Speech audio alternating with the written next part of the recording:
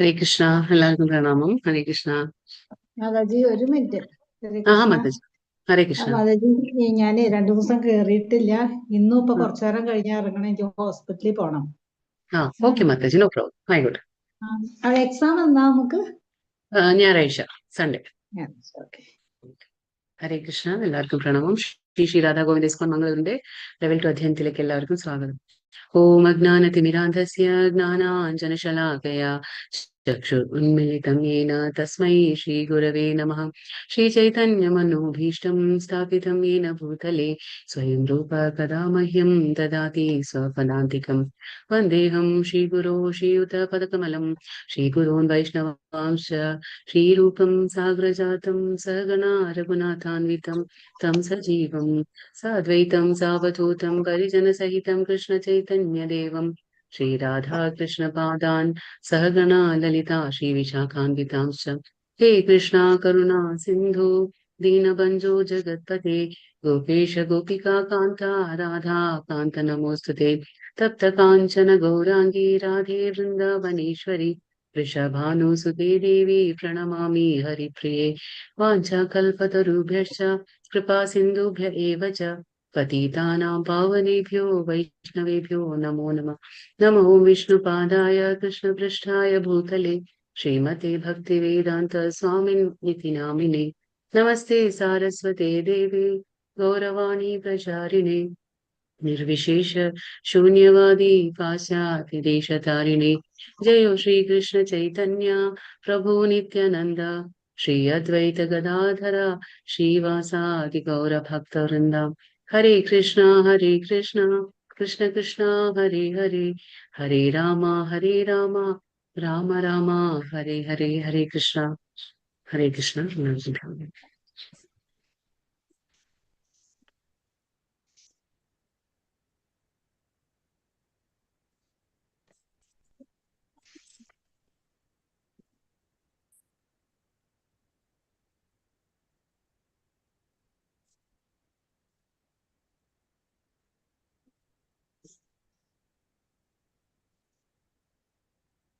ഇന്നലെ നമ്മൾ അധ്യായം 18 എന്ത് നോക്കിയെന്ന് മനസ്സിലാക്കി. അതായത് നമ്മൾ 18 അധ്യായം എന്താണ്? സന്യാസവും മോക്ഷ സന്യാസം എന്ന് പറയും. അപ്പൊ സന്യാസത്തിന്റെ പരിപൂർണത. അപ്പൊ അവിടെ നല്ല അർജുനൻ ചോദിച്ചു അല്ലെ, സന്യാസമാണോ, സന്യാസം എന്താണ്, ത്യാഗം എന്താണെന്നൊക്കെ അർജുനൻ ചോദിച്ചു. അപ്പോ കൃഷ്ണൻ പറഞ്ഞു, സന്യാസം എന്ന് പറഞ്ഞാൽ എന്താണ്? കർമ്മങ്ങളെ, അതായത് നമ്മുടെ ഭൗതിക വാഞ്ചങ്ങൾക്ക് വേണ്ടിയിട്ട്, അതായത് ഭൗതിക നേട്ടങ്ങൾക്ക് വേണ്ടി ചെയ്യുന്ന കർമ്മങ്ങളെ ത്യാഗം ചെയ്യുന്നത് എന്താണ്? സന്യാസം. പക്ഷെ സർവകർമ്മ ഫലങ്ങളെ നമ്മളിത് ഉപേക്ഷിക്കുന്നത് എന്താണ്? ത്യാഗം എന്നൊക്കെ പറഞ്ഞു. പിന്നെ നമ്മൾ എന്ത് കർമ്മം ചെയ്യുമ്പോഴും 5 കാരണങ്ങളുണ്ട് അല്ലെ, 5 കാര്യങ്ങൾ വേണം അവിടെ. എന്തൊക്കെയാണ് 5 കാര്യങ്ങൾ? ഏത് കർമ്മം ചെയ്യുമ്പോഴും 5 കാര്യങ്ങൾ വേണം. എന്തൊക്കെയാണത്? ശരീരം, കർമ്മം ചെയ്യുന്ന ആള്, ഇന്ദ്രിയങ്ങള്, പിന്നെന്താ പരമാത്മാവ്, പിന്നെന്താ ഒന്നുകൂടി ഉണ്ട്, പല രീതിയിലുള്ള ഉദ്യമങ്ങൾ, പല വിധത്തിലുള്ള ഉദ്യമങ്ങൾ. അപ്പൊ ഇങ്ങനെ 5 കാര്യങ്ങളും വേണം. പക്ഷെ അതിൽ ഏറ്റവും ഇമ്പോർട്ടന്റ് ആരാണ്? പരമാത്മാവ്. ഭഗവാന്റെ സാങ്ഷൻ അല്ലാതെ ഭഗവാന്റെ അനുമതി ഇല്ലെങ്കിൽ അവിടെ നമുക്കൊന്നും ഒരു കർമ്മവും ചെയ്യാൻ പറ്റില്ല. അപ്പൊ ഭഗവാൻ ഇന്നലെ സാത്വികമായിട്ടുള്ള ത്യാഗ 3 രീതിയിലുള്ള ത്യാഗത്തെ കുറിച്ച് പറഞ്ഞു തന്നു. സാത്വികമായിട്ട് എന്താണ്, രാജസികമായിട്ട് എന്താണ്, താമസികമായിട്ട്. അതേപോലെ ത്യാഗം കഴിഞ്ഞു. ജ്ഞാനത്തെ കുറിച്ച് പറഞ്ഞു തന്നു ഭഗവാൻ, കർമ്മത്തെ കുറിച്ച് പറഞ്ഞു തന്നു. കർത്താവ് അല്ലാതെ കർത്താവ് എന്ന് പറയും, അല്ലെങ്കിൽ കർത്തൃ എന്ന് പറയും. അപ്പൊ കർത്താവിനെ കുറിച്ച് പറഞ്ഞു. പിന്നെ ബുദ്ധിയെ കുറിച്ച് പറഞ്ഞു. ഇന്നിപ്പോ നമുക്ക് നിശ്ചയം, ആ നിശ്ചയത്തെ കുറിച്ച്, സുഖത്തെ കുറിച്ചൊക്കെ ഭഗവാൻ ഇപ്പോ പറഞ്ഞു തരണം. 3 ഗുണത്തിൽ എങ്ങനെയാണ് ഈ ബുദ്ധി, നിശ്ചയം അല്ലെങ്കിൽ ഈ സുഖം എങ്ങനെയാണ് 3 ഗുണത്തിൽ ഉണ്ടായിരിക്കുക എന്നൊക്കെ ഭഗവാൻ ഇപ്പൊ ഒന്ന് പറഞ്ഞു തരാൻ പോകണം. ധൃത്യായയാ ധാരയത്തെ മനഃപ്രാണേന്ദ്രിയ ക്രിയാഃ യോഗേന അവ്യഭിചാരിണ്യാ ധൃതി സാ പാർത്ഥ സാത്വികി. ഹേ പാർത്ഥ, യോഗാനുഷ്ഠാനത്താൽ നിലനിർത്തിയതും പിന്നെന്താണ്? ദൃഢമായതും മനസ്സ്, പ്രാണൻ, ഇന്ദ്രിയങ്ങൾ എന്നിവയുടെ പ്രവർത്തനത്തെ നിയന്ത്രിക്കുന്നതുമായ നിശ്ചയം സാത്വികമാണ്. അപ്പൊ 3 രീതിയിലുള്ള നിശ്ചയത്തെ കുറിച്ച് പറയണം. നിശ്ചയം എന്ന് പറഞ്ഞാൽ തീരുമാനം. നമ്മൾ ഓരോന്ന് കാര്യങ്ങള് കർമ്മങ്ങൾ ചെയ്യുമ്പോൾ നമ്മൾ ഓരോ തീരുമാനിക്കില്ല. അത് എങ്ങനെയായിരിക്കും? അപ്പൊ സാത്വികമായിട്ടുള്ള ആ നിശ്ചയം എങ്ങനെയായിരിക്കും? രാജസികമായിട്ടുള്ള നിശ്ചയം എങ്ങനെയായിരിക്കും? തമോ ഗുണത്തിലുള്ള നിശ്ചയം. അപ്പൊ ഇവിടെ പറയുന്നു യോഗാനുഷ്ഠാനത്താൽ നിർത്തിയതും. പിന്നെ യോഗാനുഷ്ഠാനം എന്ന് പറഞ്ഞാൽ എന്താണ്? യോഗയില് യോഗ എന്ന് പറഞ്ഞാൽ നമുക്ക് ബേസിക്കലി എന്താണ്? ഭഗവാനുമായിട്ടുള്ള കണക്ഷൻ, ആ റിലേഷൻഷിപ്പ്, ഭഗവാനുമായിട്ടുള്ള ആ ബന്ധത്തെ നമ്മൾ യോഗം എന്ന് പറയും. അപ്പൊ യോഗാനുഷ്ഠാനത്താൽ നിലനിർത്തിയതും ദൃഢമായത്. അതിലെന്താണ്? ആ നിശ്ചയം എങ്ങനെയായിരിക്കും? ദൃഢമായത്, വ്യതിചലിക്കാത്തത്, ദൃഢമായ നിശ്ചയം. പിന്നെ എന്താണ്? മനസ്സ്, പ്രാണൻ, ഇന്ദ്രിയങ്ങൾ, ഇതൊക്കെ എന്താണ്? നമ്മൾ ആ പ്രവർത്തനത്തെ നിയന്ത്രിക്കുന്നതും. ഇതൊക്കെ നമുക്ക് ആ നിയന്ത്രണത്തിൽ ഉണ്ടായിരിക്കും. മനസ്സായാലും പ്രാണനായാലും ഇന്ദ്രിയങ്ങളൊക്കെ ആ നിയന്ത്രണത്തിൽ ഉണ്ടായിരിക്കും. ആ പ്രവർത്തനത്തെ നമ്മൾ നിയന്ത്രിക്കുന്നതായിരിക്കും ഈ സാത്വികമായ നിശ്ചയം. ഇനിയിപ്പോ രാജസികമായിട്ടുള്ള നിശ്ചയത്തെ കുറിച്ച് ഭഗവാൻ പറഞ്ഞുതരും. അതിനു മുന്നേ പരമാത്മാ ജ്ഞാനത്തിനുള്ള ഒരു മാർഗമാണ് യോഗം. യോഗം എന്ന് പറഞ്ഞാൽ എന്താണ്? പരമാത്മാ ജ്ഞാനത്തിനുള്ള ഒരു മാർഗം. അത് കർമ്മയോഗമായാലും ജ്ഞാനയോഗമായാലും ഭക്തിയോഗമായാലും ആ യോഗം എന്നുള്ള ആ വേർഡ് ഉണ്ട് അല്ലെ, ആ പദം ഉപയോഗിക്കുന്നുണ്ട്. എന്തുകൊണ്ടാണ് നമ്മൾ അത് ഉപയോഗിക്കുന്നത്? അതായത് യോഗം എന്ന് പറഞ്ഞാല് നമ്മുടെ ആ കണക്ഷൻ ആണ്. നമ്മളും ഭഗവാനുമായിട്ടുള്ള ഒരു കണക്ഷൻ വരണമെങ്കിൽ അവിടെ ഒരു യോഗം ഉണ്ടായിരിക്കണം. അതുകൊണ്ടാണ് യോഗം. ഭക്തിയിലൂടെ, കർമ്മത്തിലൂടെ, ജ്ഞാനത്തിലൂടെ ആ ഭഗവാനെ നമ്മൾ എന്താണ്? ആ ഒരു ബന്ധം പുനഃസ്ഥാപിക്കുന്നതാണ്. ആ ബന്ധം, ഭഗവാനും നമ്മളുമായിട്ടുള്ള ഒരു ബന്ധത്തെ നമ്മൾ പുനഃസ്ഥാപിക്കുന്നതാണ് യോഗ എന്ന് പറഞ്ഞാല്. അപ്പൊ അവ്യഭിചാരിണ്യ എന്നൊരു വാക്കുണ്ട് ഇവിടെ. എന്താണ് അവ്യഭിചാരിണ്യ എന്ന വാക്ക്? അതായത് എന്താ പറയുന്നത് ഇവിടെ? ഈ സാരവത്താണ്. കൃഷ്ണാവബോധത്തിൽ മുഴുകിയവരെ മറ്റു പ്രവൃത്തികൾ ഒരിക്കലും അതിൽ നിന്ന് വ്യതിചലിപ്പിക്കില്ല എന്ന് അത് സൂചിപ്പിക്കുന്നു. അപ്പൊ അവ്യഭിചാരിണ്യ എന്ന് പറഞ്ഞാല് ആരാണോ കൃഷ്ണാവബോധത്തിൽ മുഴുകിയിരിക്കുന്നത് അവരുടെ പ്രവൃത്തികൾ ഒരിക്കലും തന്നെ അതിൽ നിന്ന് അവര് വ്യതിചലിപ്പിക്കില്ല എന്നാണ്. അതാണ് കൃഷ്ണാവബോധത്തിലുള്ള ഒരു ഗുണം എന്ന് പറഞ്ഞാല്. അതുകൊണ്ടാണ് നമ്മൾ അവ്യഭിചാരിണ്യ എന്നുള്ള വാക്ക് ഉപയോഗിക്കുന്നത്. അവരെന്താണോ കൃഷ്ണാവബോധത്തിൽ പ്രവർത്തിക്കുന്നത് അതിൽ നിന്ന് അവര് വ്യതിചലിക്കില്ല. അതാണ് അവ്യഭിചാരിണ്യ. അങ്ങനെയാണ്. അപ്പൊ അടുത്തത് രാജസികമായിട്ടുള്ള നിശ്ചയത്തെ കുറിച്ച് ഭഗവാൻ പറഞ്ഞുതരാണ്. യയാ തു ധർമ്മകാമാഠാൻ ധൃത്യാധാരയതേർജുന പ്രസംഗേന ഫലാകാംക്ഷി ധൃതി സാ പാർത്ഥ രാജസി. അല്ലയോ അർജുന, ഏതൊരു നിശ്ചയം കൊണ്ടാണോ മനുഷ്യൻ ധർമ്മം, അർത്ഥം, കാമം എന്നിവയെ സ്വീകരിക്കുന്നത് അവയിലുള്ള ആത്യാസക്തി കൊണ്ട് ഫലാകാംക്ഷിയായി തീരുന്നത് ആ നിശ്ചയം രാജസികമാകുന്നു. അപ്പൊ എന്താണ് ഇവിടെ പറയുന്നത്? ഏതൊരു നിശ്ചയം കൊണ്ടാണോ മനുഷ്യൻ എന്താണ് ധർമ്മം, അർത്ഥം, കാമം, ഇതൊക്കെ എന്താണ്? നമ്മൾ പുരുഷാർത്ഥങ്ങൾ എന്ന് പറയും. ഏതാണ്? 4 പുരുഷാർത്ഥങ്ങളുണ്ട്: ധർമ്മ, അർത്ഥ, കാമ, മോക്ഷ. അപ്പൊ ഇതൊക്കെ എന്താണ്? പുരുഷാർത്ഥങ്ങൾ. അതായത് നമ്മുടെ ഭൗതികമായിട്ടും ആത്മീയമായിട്ടും നമ്മൾ പുരോഗമിക്കണമെങ്കിൽ നമ്മൾ ഇതൊക്കെ അനുഷ്ഠിച്ചുകൊണ്ട് വരും. ധർമ്മം എന്ന് പറഞ്ഞാൽ നമ്മൾ എന്താണ്? ആ ധർമ്മത്തിന്റെ എന്താ പറയാ മൗലികമായിട്ടുള്ള ആ ഒരു നിയമനിബന്ധനകളൊക്കെ നമ്മൾ അനുസരിച്ചുകൊണ്ട് നമ്മൾ ഇവിടെ ജീവിക്കുക. പിന്നെ എന്താണ്? അർത്ഥം എന്ന് പറഞ്ഞാൽ നമ്മൾ എന്താ പറയാ ഭൗതികമായിട്ടുള്ള ഓരോ ജോലികളും കർമ്മങ്ങളൊക്കെ ചെയ്ത് നമ്മൾ ആ ധനത്തെ ആർജിക്കുന്നത്. പിന്നെ കാമം എന്ന് പറഞ്ഞാൽ നമ്മുടെ ആഗ്രഹങ്ങളെ നമ്മൾ പൂർത്തീകരിക്കുന്നു. പിന്നീട് മോക്ഷത്തിലേക്ക് നമ്മൾ എത്തുന്നു. അങ്ങനെ ധർമ്മ, അർത്ഥ, കാമ പുരുഷാർത്ഥങ്ങളാണ്. അപ്പൊ ഇവിടെ എന്താ പറയുന്നത്? ഏതൊരു നിശ്ചയം കൊണ്ടാണോ മനുഷ്യൻ ധർമ്മം, അർത്ഥം, എല്ലാവരും ഒന്ന് മ്യൂട്ട് ചെയ്യണേ. ഹരേ കൃഷ്ണ. ഓക്കെ. അപ്പൊ ഏതൊരു നിശ്ചയം കൊണ്ടാണോ മനുഷ്യൻ ധർമ്മം, അർത്ഥം, കാമം എന്നിവയെ സ്വീകരിക്കുന്നത് അവയിലുള്ള അത്യാസക്തി കൊണ്ട്. അപ്പൊ നമുക്കിത് എങ്ങനെ ചെയ്യണം? ധർമ്മം, അർത്ഥം, കാമം എന്ന് പറഞ്ഞാല് അതിനോട് ഒരുപാട് ആസക്തി കൂടാതെ. ആസക്തി വരുമ്പോ എന്താണ്? അത് രാജസികമായിട്ട് പോകും. അപ്പൊ ആസക്തി കൊണ്ട് ഫലം കാക്ഷിച്ചുകൊണ്ട്, അതായത് അതിൽ പ്രതിഫലം. ഇപ്പൊ ധർമ്മം ചെയ്യുന്നുണ്ടെങ്കിൽ എന്താണ്? അതിലൊന്നും നമ്മൾ ആഗ്രഹിച്ചുകൊണ്ട് ആയിരിക്കാൻ പാടില്ല ഫലത്തെ. പക്ഷെ ധർമ്മം നമ്മുടെ ഒരു മനുഷ്യന്റെ ഒരു എന്താണ്? അതൊരു ബേസിക് നെസസിറ്റി, അത് നിയത കർമ്മം എന്നുള്ള ആ ഒരു രീതിയിൽ നമ്മൾ ധർമ്മം, അർത്ഥം, കാമം ചെയ്യണം. പക്ഷെ അതിൽ ആസക്തി കൊണ്ടോ അതിലെ ഫലം ആഗ്രഹിച്ചുകൊണ്ടോ ചെയ്യുമ്പോൾ അത് രാജസികമായ കർമ്മമാകുന്നു, അത് നിശ്ചയമാകുന്നു. ഇതിനെക്കുറിച്ച് ഭഗവാൻ ഇവിടെ പറഞ്ഞു തരുന്നത്. അപ്പോ ഈ പുരുഷാർത്ഥങ്ങളെ നമ്മൾ ആസക്തിയിലൂടെ അല്ലെങ്കിൽ ഫലം ആഗ്രഹിച്ചുകൊണ്ട് ചെയ്യുമ്പോൾ ആ നിശ്ചയം എന്താണ്? രാജസികമായ നിശ്ചയമാണ്. ഇനിയിപ്പോ താമസികമായിട്ടുള്ള നിശ്ചയത്തെ കുറിച്ച് ഭഗവാൻ പറഞ്ഞു. യയാ സ്വപ്നം ഭയം ശോകം വിഷാദം മദമേവ ച ന വിമുഞ്ചന്തി ദുർമേധാ ധൃതി സാ പാർത്ഥ താമസി. അല്ലയോ കുന്തിപുത്ര, സ്വപ്നം, ഭയം, വ്യസനം, വിഷാദം, മതം എന്നിവയ്ക്ക് അതീതമല്ലാത്ത എന്താ പറയാ ബുദ്ധിശൂന്യമായ നിശ്ചയം തമോ ഗുണത്തിലുള്ളതാണ്. അപ്പൊ വ്യസനം എന്ന് പറഞ്ഞാൽ ദുഃഖം. അപ്പൊ അതായത് സ്വപ്നം, ഭയം, ഭയക്കുന്നത്, വ്യസനം എന്ന് പറഞ്ഞ ദുഃഖം, വിഷാദം, വിഷാദം എന്ന് പറഞ്ഞാൽ നമുക്ക് വിഷാദം, മനസ്സിന് എന്താ പറയാ, നമുക്ക് ഒരു കാരണവും ഇല്ലാതെ നമ്മുടെ മനസ്സ് ദുഃഖിക്കുന്നത്, ആ വിഷാദം. മതം, മതം എന്ന് പറഞ്ഞാൽ നമ്മൾ അഹങ്കാരം, ഇപ്പൊ നമുക്ക് എന്തെങ്കിലുമൊക്കെ ഉണ്ടെങ്കിൽ അതിനോടുള്ള ആ അഹംഭാവം, അപ്പൊ അഹങ്കാരം. പിന്നെന്താണ്, എന്നിവയ്ക്ക് അതീതമല്ലാത്ത ആ ബുദ്ധിശൂന്യമായ നിശ്ചയം. അപ്പോ ഈ കാര്യങ്ങളിൽ എന്താണ്, ഈ സ്വപ്നം, ഭയം, വ്യസനം, വിഷാദം, മതം എന്നിവയ്ക്ക് അതീതമല്ലാത്ത, ആ അതീതമായിരിക്കണം നമ്മുടെ ആ നിശ്ചയം. നിശ്ചയം എപ്പോഴും എന്താണ്, ആ തീരുമാനങ്ങൾ ഇതിൽ അതീതമായി നിൽക്കണം. പക്ഷെ ഈ സ്വപ്നം, ഭയം, വ്യസനം, വിഷാദം, മതം എന്നിവയ്ക്ക് അതീതമാകാതെ, അതീത അവസ്ഥയിൽ നിൽക്കാതെ ബുദ്ധിശൂന്യമായ നിശ്ചയം, ആ ബുദ്ധി ഇല്ലാത്ത ആ ഒരു നിശ്ചയം എന്തായിരിക്കും, തമോ ഗുണത്തിലായിരിക്കും എന്നാണ് ഇവിടെ ഭഗവാൻ പറയുന്നത്. ഇപ്പൊ ഇത് 3 നിശ്ചയത്തെ കുറിച്ചാണ് ഭഗവാൻ പറയുന്നത്.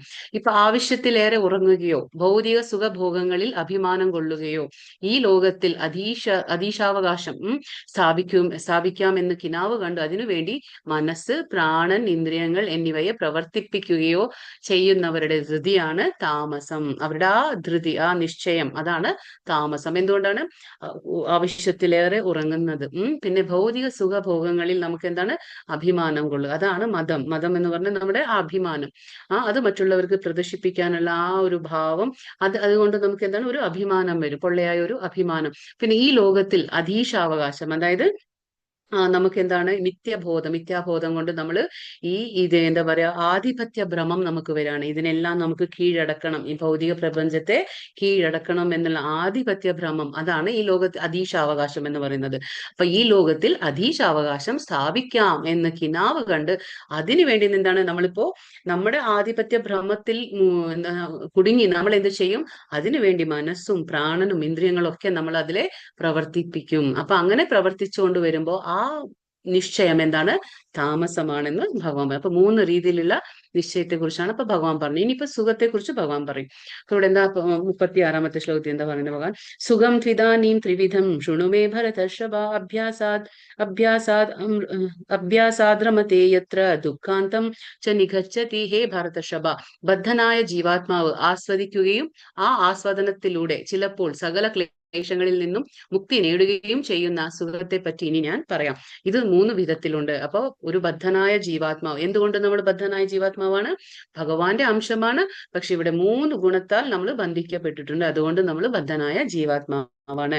ഇവിടെ ഇതെന്ത് ചെയ്യും, ആസ്വദിക്കുകയും ചെയ്യും.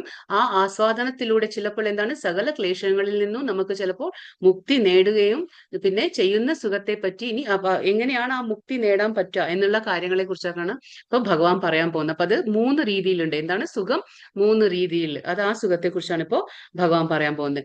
യത്തദഗ്രേ വിഷമിവ പരിണാമേ മൃതോപമം തത്സുഖം സാത്വികം പ്രോക്തം ആത്മബുദ്ധി പ്രസാദജം.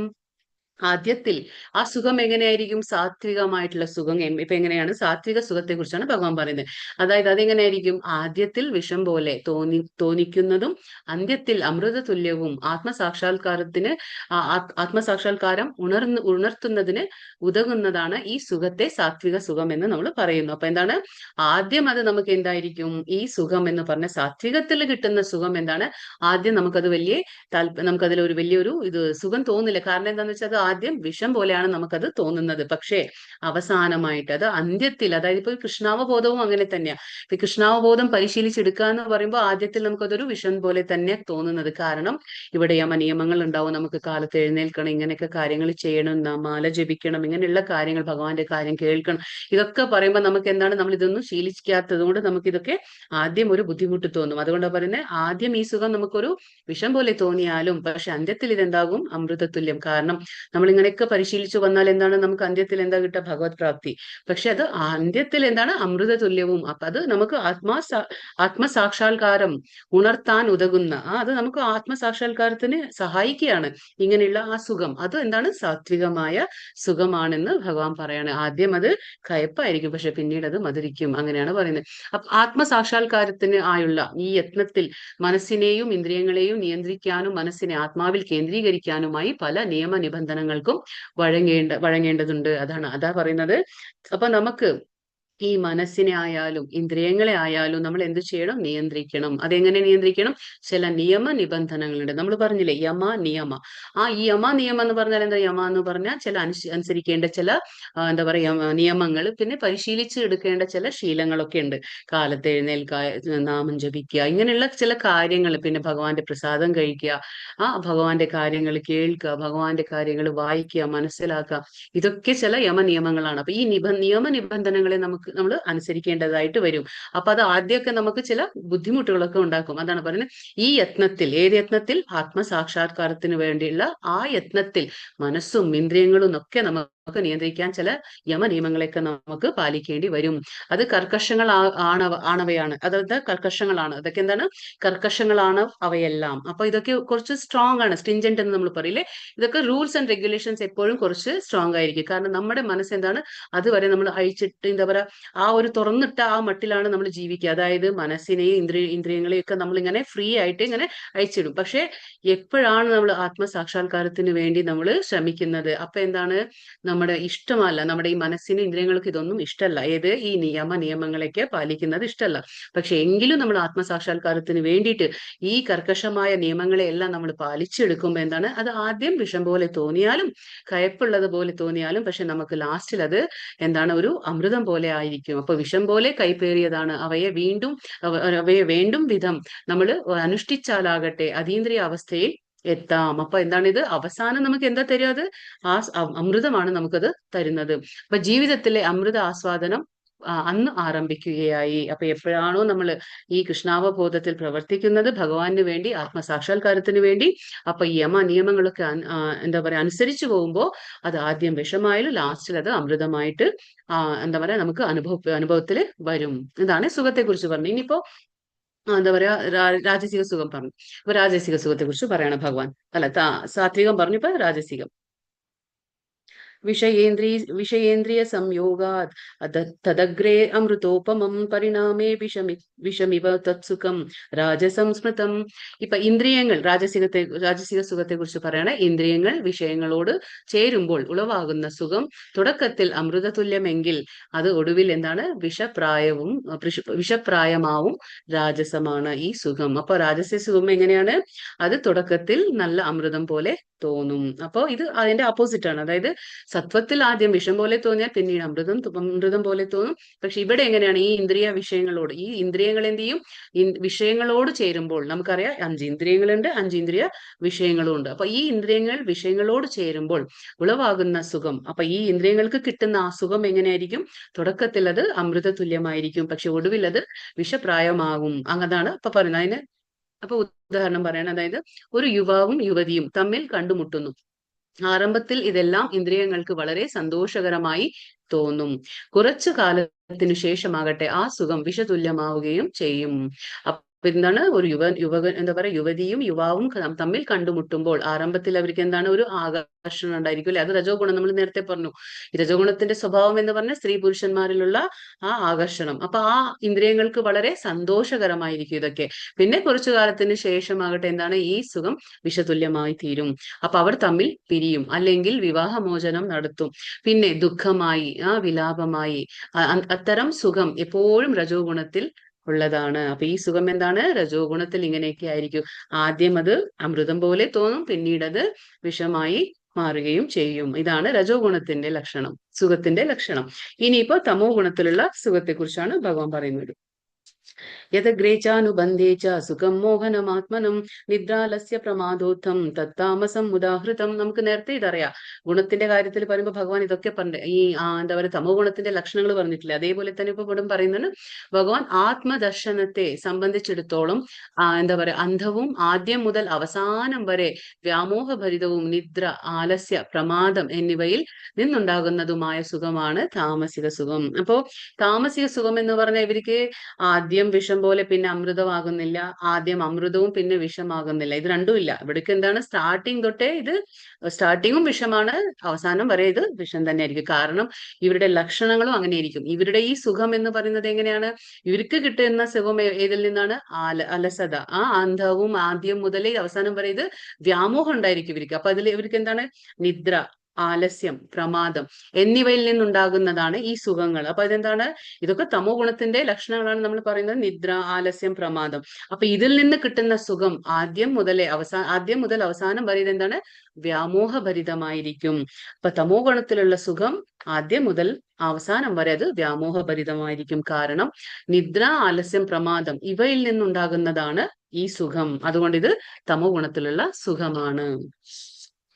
न तदस्ति पृथिवीं वा दिवि देवेषु वा पुनः सत्वं प्रकृतिजैर्मुक्तं യദേവി സ്യാത്രിഭിർഗുണൈഃ. ഇവിടെ എന്താ പറയുന്നത്? ഈ ഭൂമിയിലോ ഉപരിഗ്രഹങ്ങളിൽ ദേവന്മാർക്കിടയിലോ പ്രകൃതിജങ്ങളായ ഈ 3 ഗുണങ്ങളിൽ നിന്ന് മുക്തനായിട്ട് യാതൊരു ജീവനും ഇല്ല. അപ്പൊ ഭഗവാൻ പറയുന്നു, ആ എന്താ പറയാ, ആയ ദൈവന്മാർ വസിക്കുന്ന ഉപരിലോകങ്ങൾ എടുത്താലും ഈ ഭൂമിയിലായാലും എന്താ, ഈ പ്രകൃതിജങ്ങളായ ഈ 3 ഗുണങ്ങളിൽ നിന്ന് മുക്തനായിട്ട് യാതൊരു ജീവനും ഇല്ല. അപ്പൊ ഏതൊരു ജീവൻ എടുത്താലും ഏതെങ്കിലും ഒരു ഗുണത്തിൽ തന്നെ വരുന്നത്. അപ്പൊ നമ്മൾ എന്താ പറയുന്നത്? ഈ ഭൂമിയിലാകട്ടെ ഉപരിഗ്രഹങ്ങളിലാകട്ടെ ഏത് ജീവി നമ്മൾ എടുക്കുമ്പോഴും അത് ഏതെങ്കിലും ഒരു ഗുണത്തിൽ പെടും എന്നാണ് ഭഗവാൻ ഇവിടെ പറയുന്നത്. ഇനിയിപ്പോ ഇവിടെ 4ാമത്തെ വിഭാഗം, അതിൽ ഇപ്പൊ എന്താണ് പറയുന്നത്? 41 48 ശ്ലോകം വരെ എന്തൊക്കെയാണ് പറയുന്നത്? എല്ലാ പ്രവർത്തനങ്ങളും നിയന്ത്രിക്കുന്നത് ത്രിഗുണങ്ങളാണ്. അത് നമുക്ക് നേരത്തെ അധ്യായങ്ങളിൽ മനസ്സിലാക്കി തന്നിട്ടുണ്ട് ഭഗവാൻ. എന്നിട്ടും നിഷ്കാമ കർമ്മയോഗത്തിൽ ബ്രാഹ്മണനായോ ക്ഷത്രിയനായോ വൈശ്യനായോ ശൂദ്രനായോ പ്രവർത്തിച്ച് ആ പ്രവൃത്തിയിലൂടെ ഭഗവാനെ ആരാധിക്കുന്നതിലൂടെ ഒരാൾക്ക് കർമ്മത്തിന്റെ പ്രതികരണങ്ങളിൽ നിന്ന് മുക്തനാകാൻ പറ്റും.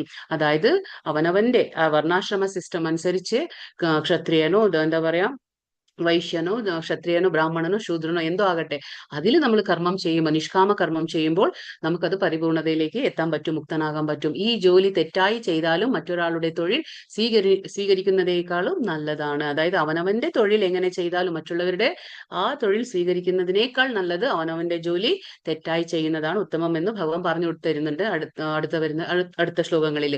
വിധിച്ച കർമ്മങ്ങളെ ഒരിക്കലും പാപകരമായ പ്രതികരണം ബാധിക്കില്ല. അതായത് നിയത കർമ്മങ്ങൾ, ഇപ്പൊ നമുക്ക് വിധിക്കപ്പെട്ട കർമ്മങ്ങൾ, പ്രിസ്ക്രൈബ് ഡ്യൂട്ടീസ് എന്ന് പറയും, നിയത കർമ്മങ്ങൾ എന്ന് നമ്മൾ പറയും. ബ്രാഹ്മണന് അവന്റേതായ കർത്തവ്യമുണ്ട്, ക്ഷത്രിയന് അവന്റേതായ കർത്തവ്യമുണ്ട്. അത് നമ്മൾ ചെയ്യുമ്പോൾ ഒരുപക്ഷെ അത് തെറ്റുപറ്റിയാലും അതിൽ യാതൊരു പ്രതികരണവും ഉണ്ടാവില്ല എന്ന് ഭഗവാൻ പറഞ്ഞിരുന്നു. ഇനിയിപ്പോ അതിനെ കുറിച്ചാണ് ഭഗവാൻ പറഞ്ഞിരുന്നത്. ബ്രാഹ്മണ ക്ഷത്രിയ വിഷാം ശൂദ്രാണാം ച പരന്തപ കർമാണി പ്രവിഭക്താനി സ്വഭാവ പ്രഭവൈർഗുണൈഃ.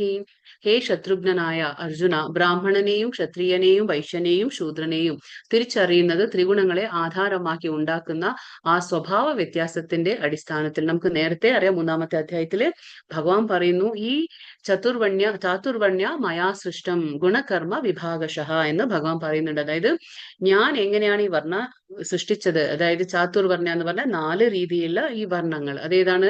ബ്രാഹ്മണ, ക്ഷത്രിയ, വൈശ്യ, ശൂദ്ര. അപ്പൊ ഈ 4 വർണ്ണങ്ങൾ ഞാൻ എങ്ങനെ സൃഷ്ടിച്ചേ ഭഗവാൻ പറയുന്നുണ്ട്? ഗുണത്തിന്റെയും കർമ്മത്തിന്റെയും അടിസ്ഥാനത്തിലാണെന്ന് ഭഗവാൻ 3ാം അധ്യായത്തിൽ പറയുന്നുണ്ട്. അപ്പൊ ഇവിടെ വീണ്ടും അതന്നെ പറയുന്ന ഭഗവാൻ, ഈ ത്രിഗുണങ്ങളെ ആധാരമാക്കി ഉണ്ടാകുന്ന സ്വഭാവ വ്യത്യാസത്തിന്റെ അടിസ്ഥാനത്തിലാണ്. അപ്പൊ ഇവർ ഓരോരുത്തരും നമ്മൾ വേർതിരിച്ച് എങ്ങനെ അറിയുന്നത്? അവര് ചെയ്യുന്ന ആ സ്വഭാവത്തിന്റെ ആ വ്യത്യാസത്തിന്റെ അടിസ്ഥാനത്തിലാണ് നമുക്ക് ഇത് പറയാൻ പറ്റുന്നത്. ഇപ്പൊ ബ്രാഹ്മണന്റെ ആ ലക്ഷണങ്ങളെ കുറിച്ച്, ഗുണവിശേഷങ്ങളെ കുറിച്ച് പറയാണ്. എന്തായിരിക്കും ഒരു ബ്രാഹ്മണൻ എന്ന് പറഞ്ഞാൽ? അദ്ദേഹത്തിൽ എന്തൊക്കെ ഗുണങ്ങൾ ഉണ്ടായിരിക്കണം? ഇത് വളരെ ഇമ്പോർട്ടന്റ് ആയിട്ടുള്ള ശ്ലോകമാണ്. ശമോദമസ്തപഃ ശൗചം ക്ഷാന്തിരാർജവമേവ ച ജ്ഞാനം വിജ്ഞാനം ആസ്തിക്യം ബ്രഹ്മകർമ്മ സ്വഭാവജം. ഇവിടെ എന്താ ബ്രാഹ്മണന്റെ ഗുണലക്ഷണങ്ങൾ പറയുന്നു? അതായത് ശാന്തത, ആത്മസംയമനം, തപസ്, വിശുദ്ധി, ക്ഷമ, സത്യസന്ധത, ജ്ഞാനം, വിജ്ഞാനം, ആസ്തിക്യം എന്നിവയാണ് ബ്രാഹ്മണരുടെ പ്രവൃത്തികളുടെ ഗുണവിശേഷങ്ങൾ. അപ്പൊ ഒരു ബ്രാഹ്മണൻ എന്ന് പറയുമ്പോൾ ഭഗവാൻ പറഞ്ഞു, അവരുടെ വ്യത്യസ്തമായ ഗുണങ്ങളുടെ അടിസ്ഥാനത്തിലാണ് ഇതൊക്കെ ഭഗവാൻ പറയുന്നത്. അപ്പൊ എന്തായിരിക്കും ഒരു ബ്രാഹ്മണന്റെ സ്വഭാവം എന്ന് പറഞ്ഞാൽ? ശാന്ത മനസ്കനായിരിക്കും ഒരു ബ്രാഹ്മണൻ. ആത്മസംയമനം കൈവരിച്ച ഒരാളായിരിക്കും. തപശ്ചര്യ അനുഷ്ഠിക്കുന്ന ആളായിരിക്കും. വിശുദ്ധി ഉണ്ടായിരിക്കും അദ്ദേഹത്തിന്. നമ്മൾ പറഞ്ഞില്ലേ, ബാഹ്യമായ ആന്തരികമായിട്ടുള്ള ആ ശുദ്ധി ഉണ്ടായിരിക്കും. പിന്നെ ക്ഷമ, ഏറ്റവും ഇമ്പോർട്ടന്റ് എന്താ പറഞ്ഞാൽ ക്ഷമാശാലിയായിരിക്കും അദ്ദേഹം. സത്യസന്ധത, അതാണ് സത്യസന്ധനായിരിക്കും അദ്ദേഹം. ജ്ഞാനമുണ്ടായിരിക്കും. കാരണം ഒരു ബ്രാഹ്മണൻ എന്തുകൊണ്ടാകും നമ്മൾ കുലത്തിൽ, വെറും ബ്രാഹ്മണ കുലത്തിൽ ജനിച്ചത് കൊണ്ട് മാത്രം ഒരാളെ നമ്മൾ ബ്രാഹ്മണൻ എന്ന് കരുതാൻ വയ്യ. കാരണം അദ്ദേഹത്തിനെ ബ്രഹ്മബന്ധു എന്ന് പറയും. ബ്രാഹ്മണ കുലത്തിൽ ജനിച്ച് ആ ഗുണവിശേഷങ്ങളൊന്നും ഇല്ലെങ്കിൽ അദ്ദേഹത്തിനെ നമ്മൾ ബ്രഹ്മബന്ധു എന്ന് പറയും. അതേപോലെ ക്ഷത്രിയ കുലത്തിൽ ജനിച്ച് ക്ഷത്രിയന്റെ ഒരു ക്വാളിറ്റീസ് അല്ലെങ്കിൽ ഒരു ലക്ഷണവും അദ്ദേഹത്തിന് ഇല്ലെങ്കിൽ ക്ഷത്രബന്ധു എന്ന് പറയും. വെറുതെ പേരിന് ആ കുലത്തിൽ ജനിച്ചുവെങ്കിലും യാതൊരു ഗുണങ്ങളും ഉണ്ടാവില്ല അദ്ദേഹത്തിന്. അപ്പോ ക്ഷത്രബന്ധു അല്ലെങ്കിൽ ബ്രഹ്മബന്ധു എന്ന് പറയും. അപ്പൊ ബ്രാഹ്മണനായി ജനിച്ചിട്ടുണ്ടെങ്കിൽ അദ്ദേഹം ജ്ഞാനാർജന ചെയ്തിരിക്കണം. എന്താണ് ജ്ഞാനം? ഭഗവാനെ കുറിച്ചുള്ള വേദവിധികൾ, വേദ അഭ്യാസനമൊക്കെ ചെയ്തിരിക്കണം, വേദങ്ങളെ പഠിച്ചിരിക്കണം, മറ്റുള്ളവരിലേക്ക് ആ ജ്ഞാനം എത്തിച്ചു കൊടുക്കണം. അതാണ് ഒരു ബ്രാഹ്മണന്റെ ലക്ഷണം. പിന്നെ വിജ്ഞാനം, അതാണ് ജ്ഞാനം. ആ ആർജിച്ച ജ്ഞാനത്തെ അത് സ്വയം പരിപാലിക്കുകയും വേണം. നമ്മൾ ജ്ഞാനം ആർജിക്കുക മാത്രമല്ല, നമ്മുടെ ജീവിതത്തിൽ അതുപോലെ നമ്മൾ നടക്കുകയും വേണം. ആർജിച്ച ജ്ഞാനത്തെ നമ്മൾ പ്രാക്ടിക്കൽ ആക്കുകയും വേണം, പ്രായോഗികമാക്കണം. അതേപോലെ മറ്റുള്ളവരിലേക്ക് അത് എത്തിച്ചു കൊടുക്കുകയും വേണം. പിന്നെ ആസ്തിക്യം, ഈശ്വര വിശ്വാസം ഉണ്ടായിരിക്കും. എന്താണ്? ഒരു ബ്രാഹ്മണന് എപ്പോഴും ഈശ്വര വിശ്വാസം ഉണ്ടായിരിക്കും. ഇതൊക്കെയാണ് ഒരു ബ്രാഹ്മണന്റെ ഗുണവിശേഷങ്ങൾ. എന്തൊക്കെയാണ്? ശാന്തത, ആത്മസംയമനം, തപസ്, വിശുദ്ധി, ക്ഷമ, സത്യസന്ധത, ജ്ഞാനം, വിജ്ഞാനം, ആസ്തിക്യം. അതാണ് ബ്രാഹ്മണന്റെ ലക്ഷണങ്ങൾ. പിന്നെന്താണ്? യഥപ്രവൃത്തി ഭൂതാനാം യേന സർവമിദം തതം സ്വകർമ്മണ തമഭ്യർച്ഛ സിദ്ധിം വിന്ദതി മാനവഃ. പരാക്രമം, ബലം. ഇപ്പോ ക്ഷത്രിയനെ കുറിച്ച് പറയാണ്. പരാക്രമം, ബലം, ദൃഢനിശ്ചയം, നൈപുണ്യം, യുദ്ധത്തിൽ ധൈര്യം, ഔദാര്യം, നേതൃത്വം എന്നിവയത്രേ ക്ഷത്രിയരുടെ പ്രവൃത്തികളുടെ സ്വഭാവ വിശേഷങ്ങൾ. അപ്പോ ക്ഷത്രിയന്മാർ എന്ന് പറഞ്ഞാൽ അവർക്ക് എന്തൊക്കെ ഉണ്ടായിരിക്കും? പരാക്രമം, അവർക്ക് പരാക്രമികളായിരിക്കും അവര്. ബലം, ഒരുപാട് സ്ട്രെങ്ത് ഉണ്ടായിരിക്കും, ബലം ഉണ്ടായിരിക്കും അവർക്ക്, സ്ട്രെങ്ത് ഉണ്ടായിരിക്കും. ദൃഢനിശ്ചയം, അതായത് അവരുടെ ആ തീരുമാനിച്ച, നമ്മൾ പറഞ്ഞില്ലേ സാത്വികമായിട്ടുള്ള ഗുണത്തിൽ അവർ തീരുമാനിച്ചു കഴിഞ്ഞാൽ അതിലെ നിശ്ചയത്തിൽ നിന്ന് അവർ വ്യതിചലിക്കില്ല. ദൃഢനിശ്ചയം ഉണ്ടായിരിക്കും. നൈപുണ്യം, വളരെയധികം കഴിവുണ്ടായിരിക്കും അവർക്ക്. പിന്നെ യുദ്ധത്തിൽ ധൈര്യം. അപ്പൊ എന്താണ് ഏറ്റവും വലിയ ഗുണം എന്ന് പറഞ്ഞാൽ യുദ്ധത്തിൽ അവർക്ക് ധൈര്യം ഉണ്ടായിരിക്കും. അവര് എന്താ പറയാ, ശത്രുക്കളെ പേടിച്ച് പിന്മാറുന്നവരായിരിക്കില്ല ആര്? ഈ ക്ഷത്രിയന്മാര്. ഔദാര്യം, മനസ്കരായിരിക്കും അവർ, അതായത് ഉദാര മനസ്സുള്ളവരായിരിക്കും അവര്. നേതൃത്വം, അതായത് ലീഡർഷിപ്പ് ക്വാളിറ്റി. അവരിൽ എന്തുണ്ടാവും? നേതൃത്വം. ആ ഒരു ക്വാളിറ്റി അവരിൽ ഉണ്ടാവും. അപ്പൊ ഇതൊക്കെയാണ് ഒരു ക്ഷത്രിയന്മാരുടെ സ്വാഭാവിക ഗുണങ്ങൾ. അവർക്ക് ഇതൊക്കെ ഉണ്ടായിരിക്കണം. അതാണ് ഇപ്പൊ അർജുനൻ ക്ഷത്രിയനാണ്. ക്ഷത്രിയന്റെ ഗുണം എന്ന് പറഞ്ഞാൽ യുദ്ധത്തിൽ ധൈര്യം കാണിച്ച് യുദ്ധം ചെയ്യുക. അവിടെ മുന്നില് ശത്രുസ്ഥാനത്ത് ആര് നിൽക്കുന്നുണ്ട് അതൊന്നും കാര്യമാക്കരുത്. പക്ഷെ നമ്മൾ ധർമ്മത്തിന് വേണ്ടി അവിടെ യുദ്ധം ചെയ്യണം. പക്ഷെ അർജുനൻ എന്ത് പറഞ്ഞു? ഞാൻ യുദ്ധത്തിൽ നിന്ന് പിന്മാറാണ്, എനിക്ക് വേണ്ട എന്നൊക്കെ തീരുമാനിക്കുക. അപ്പൊ അത് ക്ഷത്രിയന്റെ ഒരു ലക്ഷണമല്ല. അതുകൊണ്ടാണ് ഭഗവാൻ യുദ്ധത്തിന് വേണ്ടി അർജുനനെ പ്രേരിപ്പിക്കുന്നത്. ഇതൊക്കെയാണ് ക്ഷത്രിയന്റെ ഗുണങ്ങളെ പറയുന്നത് ഭഗവാൻ. ഇനിയിപ്പോ വൈശ്യ സഹജം അല്ല 40. കൃഷി ഗൗരക്ഷ വാണിജ്യം വൈശ്യകർമ്മ സ്വഭാവജം പരിചര്യാത്മകം കർമ്മ ശൂദ്രസ്യാപി സ്വഭാവജം. ഇപ്പൊ കൃഷി, ഗോരക്ഷ. കൃഷി, അപ്പോ അവര് കർഷകരായിരിക്കും. പിന്നെ ഗോരക്ഷ, ഗോക്കളെ സംരക്ഷിക്കുന്ന കാര്യം, വ്യാപാരം, ബിസിനസ് എന്നിവ വൈശ്യർക്ക് സ്വാഭാവികങ്ങളായ കർമ്മങ്ങൾ അത്ര. അപ്പൊ വൈശ്യന്മാരുടെ ഗുണങ്ങൾ എന്താണ്? അവരുടെ കർമ്മങ്ങൾ എന്തായിരിക്കും? കൃഷിയായിരിക്കും, ഗോരക്ഷയായിരിക്കും, വ്യാപാരം. ഈ മൂന്നാണ് അവർക്ക് പറഞ്ഞിട്ടുള്ള കർമ്മങ്ങൾ. അപ്പൊ ശൂദ്രരുടേത് അധ്വാനവും മറ്റുള്ളവരെ പരിചരിക്കലും ആകുന്നു. അപ്പൊ ശൂദ്രന്മാർ എന്ന് പറഞ്ഞാല് അവരുടെ ജോലി എന്താണ്? ഈ മറ്റുള്ള വിഭാഗങ്ങൾ, അതായത് ബ്രാഹ്മണ, ക്ഷത്രിയ, വൈശ്യ, ഈ 3 വിഭാഗങ്ങളെയും അവരെ പരിചരിക്കലും. പിന്നെന്താണ് ശൂദ്രന്മാരുടെ ജോലി എന്ന് പറഞ്ഞാൽ അധ്വാനവും. അവര് ലേബർ ക്ലാസ് എന്ന് നമ്മൾ പറയും. അപ്പോ തൊഴിലാളി വർഗം, അങ്ങനെയാണ്. അതാണ് അപ്പൊ അധ്വാനം. ശൂദ്രരുടേത് അധ്വാനവും മറ്റുള്ളവരെ പരിചരിക്കലുമാകുന്നു. 3 വിഭാഗങ്ങളെ, അതായത് ബ്രാഹ്മണ, ക്ഷത്രിയ, വൈശ്യരെ പരിചരിക്കുന്ന ജോലിയാണ് നമ്മുടെ ഈ ശൂദ്രന്മാരുടെ. അതാണ് ഭഗവാൻ പറയുന്നത്. ഇത് ഭഗവത്ഗീതയുടെ ഇതാണ്. അപ്പൊ ഇവിടെ ഭഗവാൻ എന്താ പറയുന്നത്? സ്വേ സ്വേ കർമ്മണ്യഭിരത സംസിദ്ധിം ലഭത്തെ നരഃ സ്വകർമ്മനിരത സിദ്ധിം യഥാ വിന്ദന്തി തച്ഛൃണു. സ്വാഭാവികങ്ങളായ പ്രവൃത്തികൾ ചെയ്തുകൊണ്ടിരുന്നാൽ മനുഷ്യന് പൂർണ്ണത നേടാം. എങ്ങനെ എന്ന് പറയാം, കേൾക്കൂ. അപ്പൊ ഭഗവാൻ പറഞ്ഞു ഗുണത്തിന്റെയും കർമ്മത്തിന്റെയും അടിസ്ഥാനത്തിലാണ് ഞാൻ ബ്രാഹ്മണ, ക്ഷത്രിയ, വൈശ്യ, ശൂദ്ര എന്ന് സൃഷ്ടിച്ചിട്ടുള്ളതെന്ന് ഭഗവാൻ നേരത്തെ പറഞ്ഞു. അപ്പൊ ഇപ്പൊ ഭഗവാൻ ആ ഗുണങ്ങളുടെ ആ കാര്യങ്ങളൊക്കെ ഭഗവാൻ പറഞ്ഞു തന്നു. പക്ഷെ ഇപ്പൊ ഭഗവാൻ പറയണേ സ്വാഭാവികങ്ങളായ പ്രവൃത്തികൾ. ഇപ്പോ ഒരു ബ്രാഹ്മണന്റെ പ്രവൃത്തികൾ എന്തായിരിക്കും? അദ്ദേഹം ജ്ഞാനമർജിക്കും, മറ്റുള്ളവർക്ക് അത് കൊടുക്കും, ആസ്തിക്ക് ഉണ്ടായിരിക്കും. ഇങ്ങനെയുള്ള ഗുണങ്ങൾ ബ്രാഹ്മണന്റെ ഉണ്ടായിരിക്കും. അപ്പം മറ്റേ ക്ഷത്രിയന്റെ മറ്റുള്ള കാര്യം, ആ ക്ഷത്രിയന് വേണ്ടുന്ന ഗുണങ്ങൾ അദ്ദേഹത്തിന് ഉണ്ടായിരിക്കും. ഇപ്പൊ സ്വാഭാവികങ്ങളായ ഈ പ്രവൃത്തികൾ ചെയ്തുകൊണ്ടിരുന്നാൽ, അവരവർ ചെയ്യുന്ന ആ പ്രവൃത്തികൾ ചെയ്തുകൊണ്ടിരുന്നാൽ മനുഷ്യൻ എന്താണ്? പൂർണ്ണതയിലേക്ക് എത്താൻ കഴിയുമെന്ന്, പറ്റും. അതെങ്ങനെയെന്ന് പറഞ്ഞു തരാമെന്നാണ് ഭഗവാൻ ഇപ്പൊ പറയുന്നത്. യത പ്രവൃത്തിർഭൂതാനാം യേന സർവമിദം തതം സ്വകർമ്മണാ തമഭ്യർച്ച്യ സിദ്ധിം വിന്ദതി മാനവഃ.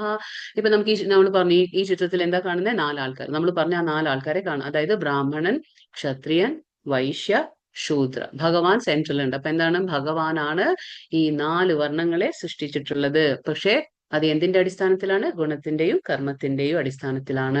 അപ്പൊ സർവ്വജീവികളുടെയും പ്രഭവസ്ഥാനവും സർവവ്യാപിയുമായ ഭഗവാനെ ആരാധിക്കുക നിമിത്തം സ്വകർമ്മങ്ങളിൽ കൂടി ഒരു വ്യക്തിക്ക് പരിപൂർണതയിലേക്ക് എത്താൻ പറ്റും. അതായത് നമ്മളിപ്പോ ബ്രാഹ്മണനായി ജനിച്ചോ എങ്കിൽ ബ്രാഹ്മണന് പറഞ്ഞിട്ടുള്ള കർമ്മങ്ങളൊക്കെ ചെയ്തുകൊണ്ട് ആ ഗുണങ്ങൾ വളർത്തിയെടുക്കുമ്പോൾ നമ്മൾ എന്താണ്? ഭഗവാനെ സെൻട്രൽ നിർത്തുക. അതായത് ഭഗവാനെ ആരാധിക്കുക നിമിത്തം എന്താണ്? ആ ഭഗവാന് വേണ്ടിയിട്ട് ഇപ്പൊ നമ്മൾ എന്താണ്?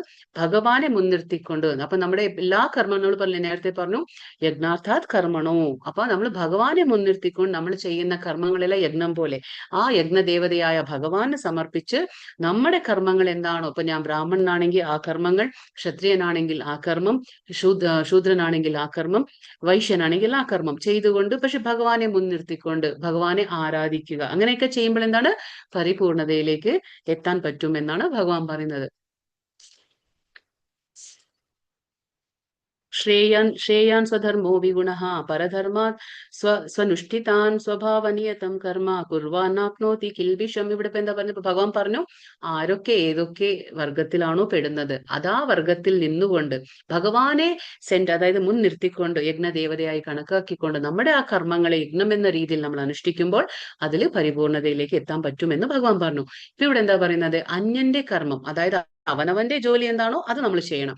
അല്ലാതെ ഇപ്പൊ എന്താ മറ്റുള്ളവരുടെ കർമ്മങ്ങൾ നമ്മൾ ചെയ്യാൻ പോകേണ്ട ആവശ്യം ഇല്ല എന്നാണ് ഭഗവാൻ. അതായത് അന്യന്റെ കർമ്മം ഭംഗിയായി ചെയ്യുന്നതിനേക്കാൾ എന്താ പറയാ, കുറ്റമറ്റതായി ഇല്ലെങ്കിലും പോലും ആ തനിക്ക് വിധിക്കപ്പെട്ട പ്രവൃത്തി ചെയ്യുക എന്നതാണ്. അപ്പൊ അതായത് ഇപ്പൊ എന്റെ ജോലി എന്താണ്? ഞാൻ ബ്രാഹ്മണ കുലത്തിൽ ജനിച്ചെങ്കിൽ എന്റെ ജോലി ബ്രാഹ്മണന്റെ ഒരു കടമ നിർവഹിക്കുക എന്നുള്ളത്. അത് വിട്ടുപേക്ഷിച്ച് ഞാൻ ഒരു ക്ഷത്രിയനെ പോലെ പെരുമാറണം എന്ന് അല്ല ഭഗവാൻ പറയുന്നത്. അതായത് എന്റെ ജോലി ബ്രാഹ്മണനാണ്, അതിലിപ്പോ എനിക്ക് കുറച്ച് തെറ്റ് പറ്റിയാലും പരിപൂർണതയിലേക്ക് എത്താൻ പറ്റിയില്ലെങ്കിലും അതിൽ എനിക്ക് പരിപൂർണമായിട്ട് ചെയ്യാൻ പറ്റിയില്ലെങ്കിലും അതാണ് ഉത്തമം എന്നാണ് ഭഗവാൻ. അല്ലാതെ മറ്റുള്ളവരുടെ കർമ്മം ഭംഗിയാക്കുന്നതിനേക്കാൾ നല്ലത് അവനവന്റെ ജോലി എന്താണോ അവനവന് തനിക്ക് വിധിക്കപ്പെട്ട ആ പ്രവൃത്തി ചെയ്യുക എന്നതാണ്. എന്താണ്? ഇപ്പൊ ഞാൻ ബ്രാഹ്മണനെങ്കിൽ ബ്രാഹ്മണന്റെ കർത്തവ്യം, ക്ഷത്രിയനെങ്കിൽ ക്ഷത്രിയന്റെ. ഇപ്പോ അർജുനൻ എന്ത് പറഞ്ഞു? യുദ്ധം ചെയ്യാൻ പറഞ്ഞപ്പോ ക്ഷത്രിയനായിട്ട് പോലും പറയാണ് ഞാൻ യുദ്ധം ഉപേക്ഷിച്ച് ഞാൻ ഒരു സന്യാസം സ്വീകരിക്കാം. അതാണ് അർജുനൻ പറയുന്നത്. അപ്പോ ഒരു ക്ഷത്രിയന് പറഞ്ഞിട്ടുള്ള ജോലിയല്ല അത്. അതാണ് ഭഗവാൻ പറയുന്നത്. അവനവന്റെ കർമ്മം ഭംഗിയായി ചെയ്യുക. ഇനിയിപ്പോ ചെയ്യാൻ പറ്റില്ലെങ്കിലും കുഴപ്പമില്ല, പക്ഷെ മറ്റുള്ളവരുടെ ജോലികൾ ഭംഗിയാക്കി കൊടുക്കുന്നതിലും മൊത്തം അവനവന്റെ ജോലി എങ്ങനെയെങ്കിലും കുറ്റം കുറവുണ്ടെങ്കിലും പ്രവർത്തിക്കുക. സ്വഭാവത്തിനനുസരിച്ച് നിർദ്ദിഷ്ടമായ കർമ്മത്തിൽ ഏർപ്പെട്ടു വരുന്നവർക്ക് എന്താണ്? പാപ പ്രതികരണങ്ങൾ അനുഭവിക്കേണ്ടി വരില്ല. അപ്പൊ ആരാണോ അവരവരുടെ സ്വഭാവത്തിനും ഗുണത്തിനും അനുസരിച്ച കർമ്മങ്ങൾ അവർക്ക് കിട്ടുന്നത് അതനുസരിച്ച് അവർ പ്രവർത്തിക്കുക. മറ്റുള്ളവരുടെ കർമ്മം ഭംഗിയായി ചെയ്തു കൊടുക്കുന്നേക്കാൾ നല്ലത് അവനവന്റെ കർമ്മം എന്താണോ വിധിക്കപ്പെട്ട കർമ്മം അതിപ്പോ ഭംഗിയായി നിർവഹിക്കാൻ പറ്റിയില്ലെങ്കിലും കുഴപ്പമില്ല, ആ പ്രതികരണം അനുഭവിക്കേണ്ടി വരില്ല എന്നാണ് ഭഗവാൻ പറഞ്ഞത്. ഇപ്പൊ നമുക്ക് ഈ ചിത്രത്തിൽ എന്താ കാണുന്നത്? ആദ്യം മരത്തിൽ കയറുന്നവൻ വിജയിക്കും അല്ലെ? അപ്പോ ഇങ്ങനെ പറ്റുമോ? ഇങ്ങനെ നടക്കുമോ? അത് കാരണം ഓരോന്നും ഭഗവാൻ അതിൻ്റെതായ സ്വഭാവ ഗുണങ്ങൾ ഓരോരുത്തർക്കും ഉണ്ടല്ലേ. ഇപ്പൊ ആനയ്ക്ക് മരത്തിൽ കയറാൻ പറ്റുമോ? പറ്റില്ല, അത് കുറേ ഈസി ആയിട്ട് കയറും. അതേപോലെ വെള്ളത്തിൽ നീന്താൻ മറ്റുള്ള ആ മത്സ്യങ്ങൾക്കും മറ്റേ ആ ഡോൾഫിൻസ് അങ്ങനെയൊക്കെ അതിനൊക്കെ പറ്റും. പക്ഷെ മറ്റുള്ള ജീവികൾക്കും വെള്ളത്തിൽ നീന്താൻ പറ്റുമോ? അപ്പൊ ഓരോന്നിനും അതിൻ്റെതായ സ്വഭാവ വിശേഷങ്ങളുണ്ട്, ഗുണവിശേഷങ്ങളുണ്ട്. അപ്പൊ അതനുസരിച്ച് നമ്മൾ ചെയ്യണം. അപ്പൊ അവനവന്റെ ഇപ്പോ ആന മരത്തിൽ കയറിയാൽ അപ്പൊ ആരാണോ ആദ്യം മരത്തിൽ കയറുന്നത് അവർ വിജയിക്കും എന്ന് പറയുമ്പോൾ ആ റൂൾ എല്ലാവർക്കും അപ്ലിക്കബിൾ അല്ല അല്ലെ, എല്ലാവർക്കും അനുയോജ്യമായ നിയമമല്ല അത്. അപ്പൊ അതേപോലെയാണ് ഭഗവാൻ ഇവിടെ ഉദാഹരണം പറഞ്ഞു തരാണ്, അതായത് കാണിച്ചു തരാണ്. അതായത് അവനവനെ എങ്ങനെ ഭഗവാൻ സൃഷ്ടിച്ചോ, ഏതൊക്കെ കർമ്മത്തിന്റെ ഗുണത്തിന്റെ അടിസ്ഥാനത്തിലാണോ നമ്മൾ വരുന്നത്, ആ കർമ്മങ്ങൾ നമ്മൾ പരിപൂർണമായി ചെയ്യാൻ പറ്റിയില്ലെങ്കിലും മറ്റുള്ളവരുടെ കർമ്മം ചെയ്തു കൊടുക്കുന്നേക്കാൾ നല്ലത് അവനവന്റെ കർമ്മം നിർവഹിക്കുക. കാരണം ഓരോരുത്തരെയും ഭഗവാൻ വ്യത്യസ്തമായിട്ടാണ്, വ്യത്യസ്ത ഗുണങ്ങളിലാണ് അടിസ്ഥാനത്തിലാണ് ഭഗവാൻ സൃഷ്ടിച്ചിട്ടുള്ളത്. അത് നമ്മൾ മനസ്സിലാക്കണം. അതാണ് ഭഗവാൻ പറയുന്നതിന്റെ ഉദ്ദേശം. സഹജം കർമ്മ കൗന്തേയ സദോഷമപി ന ത്യജേത് സർവാരംഭാ ഹി ദോഷേണ ധൂമേനാഗ്നിർ ആവൃതാഹാം. ഹേ കൗന്തേയ, അഗ്നി പുകയിൽ എന്താ പറയാ മൂടപ്പെട്ടിരിക്കുന്നത് പോലെ ആ എല്ലാ ഉദ്യമങ്ങളും ഏതെങ്കിലും ദോഷത്താൽ മൂടപ്പെട്ടിരിക്കും. അതായത് അഗ്നി ഉണ്ടായിരിക്കും, പക്ഷെ നമുക്കത് കാണില്ല. കാരണം പുക നിറഞ്ഞു കഴിഞ്ഞാൽ അഗ്നി കത്തുന്നത്, ഉള്ളിൽ അഗ്നി ഉള്ളത് നമുക്ക് കാണില്ല. അത് കവർ ചെയ്തിരിക്കും, അതേപോലെ ആവരണം ചെയ്തിരിക്കും. അതേപോലെ തന്നെ കർമ്മങ്ങളെല്ലാം, ഏത് ഉദ്യമം എടുക്കുമ്പോഴും അതിലൊക്കെ എന്താണ് ദോഷങ്ങൾ ഉണ്ടായിരിക്കും. അത് പക്ഷെ ആ ഏത് ഉദ്യമങ്ങളും എന്തെങ്കിലും ദോഷത്താൽ മൂടപ്പെട്ടിരിക്കും. അതുകൊണ്ട് തനിക്ക് സ്വാഭാവികമായ കർമ്മം അത് ദോഷങ്ങൾ നിറഞ്ഞതായാൽ പോലും, ഇപ്പൊ നമ്മൾ സ്വാഭാവികമായിട്ട് എന്താണോ എനിക്ക് ചെയ്യേണ്ട കർമ്മം, അതിലിപ്പോ ഒരുപക്ഷെ ദോഷങ്ങൾ ഉണ്ടായാൽ പോലും ഭഗവാൻ പറയുന്നു ഉപേക്ഷിക്കാവുന്നതല്ല, നമ്മളത് ഉപേക്ഷിക്കാൻ പാടില്ല എന്നാണ് ഭഗവാൻ പറഞ്ഞു തരുന്നത്. ഏതൊരു കർമ്മവും പരമപുരുഷന്റെ സംതൃപ്തിക്കായിക്കൊണ്ട് നമ്മൾ അനുഷ്ഠിക്കപ്പെടുമ്പോൾ അതിന്റെ ദോഷവശങ്ങൾ നീങ്ങി വിശുദ്ധമാകുന്നു. അപ്പൊ അതാ പറയുന്നത് യജ്ഞാർത്ഥാത് കർമ്മണോ, അതായത് അന്യത്ര കർമ്മബന്ധന. അതായത് ഏതൊരു കർമ്മം നമ്മൾ ചെയ്യുമ്പോൾ എന്താണ്, പരമപുരുഷന്റെ സംതൃപ്തിക്ക് വേണ്ടിയിട്ട് അനുഷ്ഠിക്കുമ്പോൾ, അതായത് യജ്ഞദേവതയ്ക്ക് വേണ്ടി കർമ്മത്തെ യജ്ഞം എന്നുപോലെ ചെയ്യുമ്പോൾ അതെന്താണ്, അവിടെ ആ ദോഷവശങ്ങളെല്ലാം നീങ്ങി അത് വിശുദ്ധമാകുന്നു. ഭക്തിഭരിതമായ സേവനത്തോട് ബന്ധപ്പെട്ട് കർമ്മഫലങ്ങൾ വിശുദ്ധീകരിക്കപ്പെട്ടാൽ എന്താ പറയാ, അന്തരാത്മാവിനെ ദർശിക്കാൻ വേണ്ടുന്ന പരിപൂർണത ഒരാൾക്ക് ലഭിക്കും. അപ്പൊ അന്തരാത്മാവെന്ന് വെച്ചാൽ അതാണ് ആത്മസാക്ഷാത്കാരം എന്ന് പറയുന്നത്. നമ്മുടെ ഉള്ളിലുള്ള ആ അന്തരാത്മാവിനെ ദർശിക്കലാണ് ആത്മസാക്ഷാത്കാരം എന്ന് പറഞ്ഞാൽ. നമ്മൾ ഈ കാണുന്ന, പുറമേ കാണുന്ന ശരീരമല്ല, ഉള്ളിലുള്ള ആ ജീവാത്മാവാണ് അന്തരാത്മാവ്. അതിനെ ദർശിക്കാൻ എങ്ങനെ കഴിയും, നമ്മൾ ഭക്തിഭരിതമായ സേവനത്തോട് ബന്ധപ്പെട്ട് കർമ്മഫലങ്ങളെ അത് വിശുദ്ധീകരിക്കുക. അതായത് ഭഗവാന് സമർപ്പിക്കുമ്പോൾ എന്താണ്, നമ്മുടെ കർമ്മവും ശുദ്ധീകരിക്കും.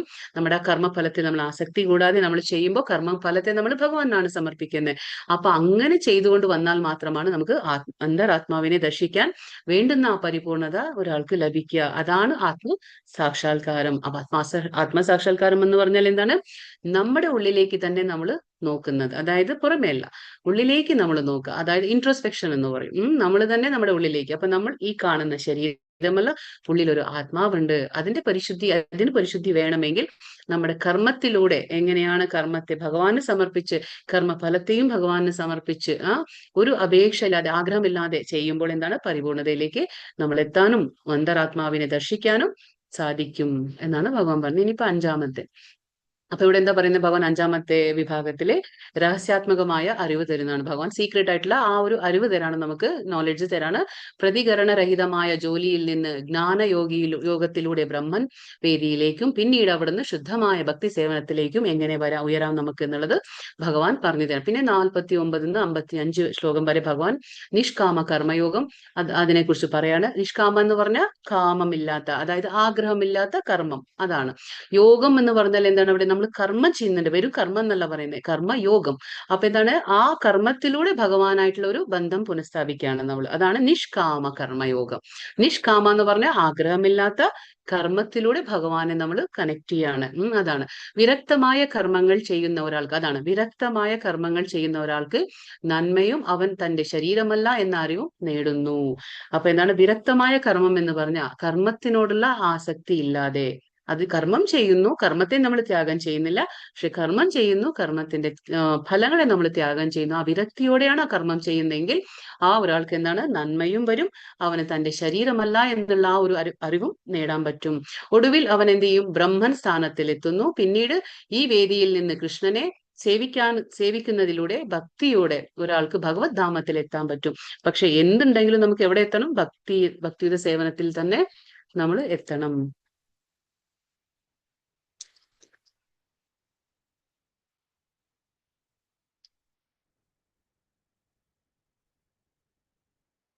താൻ പരമപുരുഷന്റെ ഒരു അംശം മാത്രമാണെന്ന്, തന്മൂലം സ്വകർമ്മഫലങ്ങൾ അനുഭവിക്കാനുള്ള അവകാശം തനിക്കില്ല എന്നും എപ്പോഴും ഓർക്കുന്നതാണ് യഥാർത്ഥമായ ത്യാഗം. അപ്പോ ത്യാഗം എന്ന് പറഞ്ഞാൽ എന്താണ്, ആ ബോധം നമുക്ക് ഉണ്ടായിരിക്കണം. അതായത് നമ്മൾ എല്ലാവരും ഭഗവാന്റെ അംശമാണെന്ന് ഭഗവാൻ ഏത് അധ്യായത്തിൽ പറയും, 15-ാം അധ്യായത്തിൽ 7-ാം ശ്ലോകത്തിൽ പറയുന്നുണ്ട്. എന്താണ്, മമൈവാംശോ ജീവലോകെ ജീവഭൂത സനാതനഃ.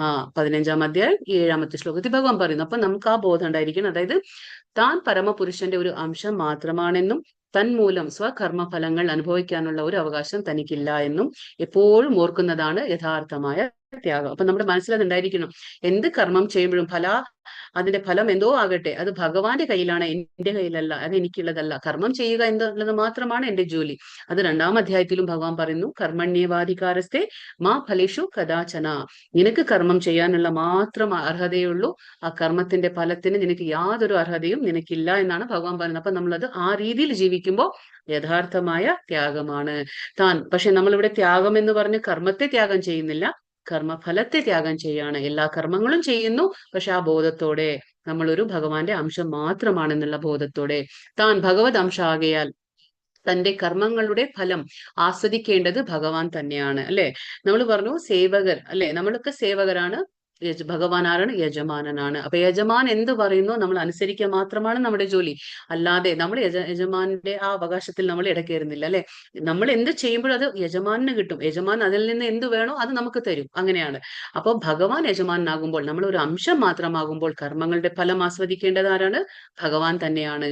ഇതാണ് ശരിയായ ഒരു കൃഷ്ണാവബോധം. അപ്പൊ നമ്മുടെ ആ കൃഷ്ണാവബോധം എന്ന് പറയുമ്പോൾ നമുക്ക് ഈ ഒരു നോളജ് ഉണ്ടായിരിക്കണം, ഈ അറിവുണ്ടായിരിക്കണം.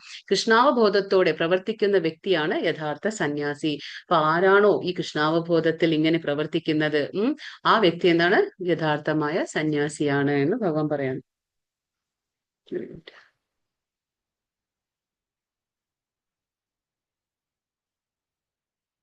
സിദ്ധിം പ്രാപ്തോ യഥാ ബ്രഹ്മ തഥാപ്നോതി നിബോധ മേ സമാസേനൈവ കൗന്തേയ നിഷ്ഠാജ്ഞാനസ്യ യാ പരാ. ഇവിടെ എന്ന് പറയുന്നത് ഭഗവാൻ, ഹേ കുന്തിപുത്ര, ഈ നിലയിൽ എത്തിയവന് ആധ്യാത്മിക ജ്ഞാനത്തിന്റെ ആത്യന്തിക ഉന്നതിയായ ബ്രഹ്മപദം പ്രാപിക്കാൻ ഉതകുന്ന പദ്ധതിയെ പറ്റി ഇനി സംക്ഷിപ്തമായി ഞാൻ പറയാം, എന്നിൽ നിന്ന് അത് അറിയുക. അപ്പൊ ഭഗവാൻ വീണ്ടും പറഞ്ഞു കൊടുക്കുകയാണ്. അതായത് ഈ ഒരു അവസ്ഥയിൽ, അതായത് കൃഷ്ണാവബോധത്തിൽ ആരാണോ പ്രവർത്തിക്കുന്നത്, അതായത് ഞാൻ ഭഗവാന്റെ ഒരു അംശമാണ്, ഞാൻ കർമ്മം ചെയ്യുന്നു, കർമ്മഫലത്തിന്റെ അവകാശം ഭഗവാന് മാത്രമാണെന്ന് ചിന്തിച്ച് കർമ്മം ചെയ്യുന്ന ആ വ്യക്തിക്ക് എന്താണ്? ബ്രഹ്മപദത്തിലേക്ക് ഉയരാൻ പറ്റും. അത് എങ്ങനെയാണെന്ന് ഭഗവാൻ ഇപ്പോ അർജുനനോട് പറഞ്ഞു കൊടുക്കാൻ പോവാണ്.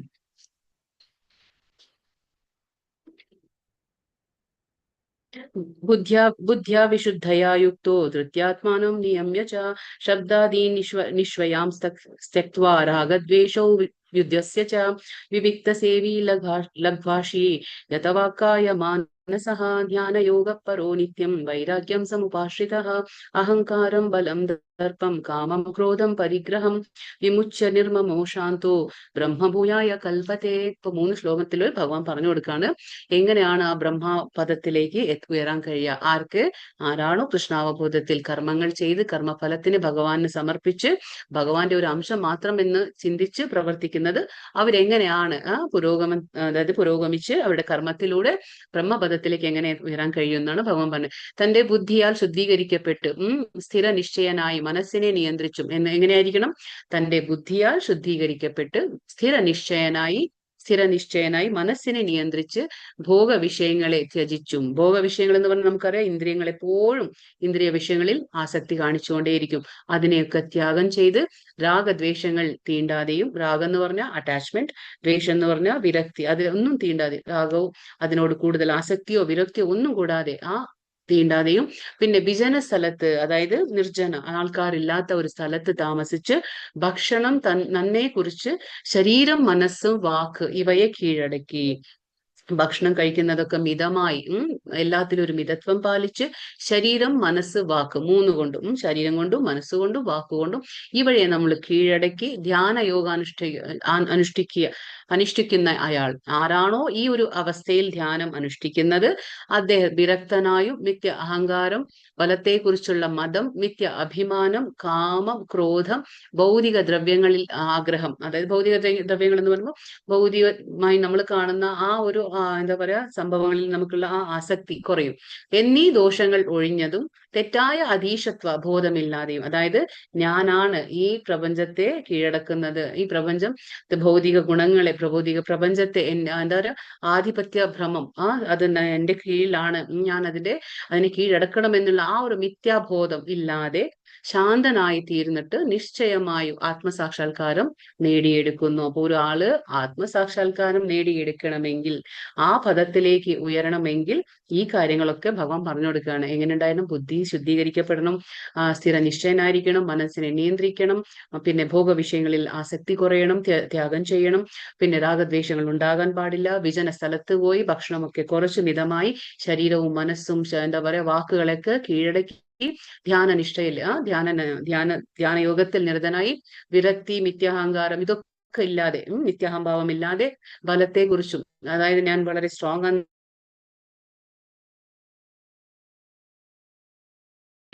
നിഗ്രഹിച്ചുകൊണ്ട്, കാരണം ഇതൊക്കെ നമുക്കറിയാം കാമക്രോധമൊക്കെ എന്താണ് ആ നരകത്തിലേക്കുള്ള വഴി ഒരുക്കുന്നതാണ്. അപ്പൊ ഇതൊക്കെ നിഗ്രഹിച്ചുകൊണ്ട് ദോഷങ്ങൾ ഒഴിഞ്ഞ് തെറ്റായ അതീശ്വര ബോധമില്ലാത്ത ഇദ്ദേഹം എന്തായിരിക്കും? നിശ്ചയമായി ആത്മസാക്ഷാത്കാരം നേടിയെടുക്കുന്നു എന്ന് ഭഗവാൻ പറഞ്ഞു. ഈ ശ്ലോകം വളരെ ഇമ്പോർട്ടന്റ്, 54 ശ്ലോകം.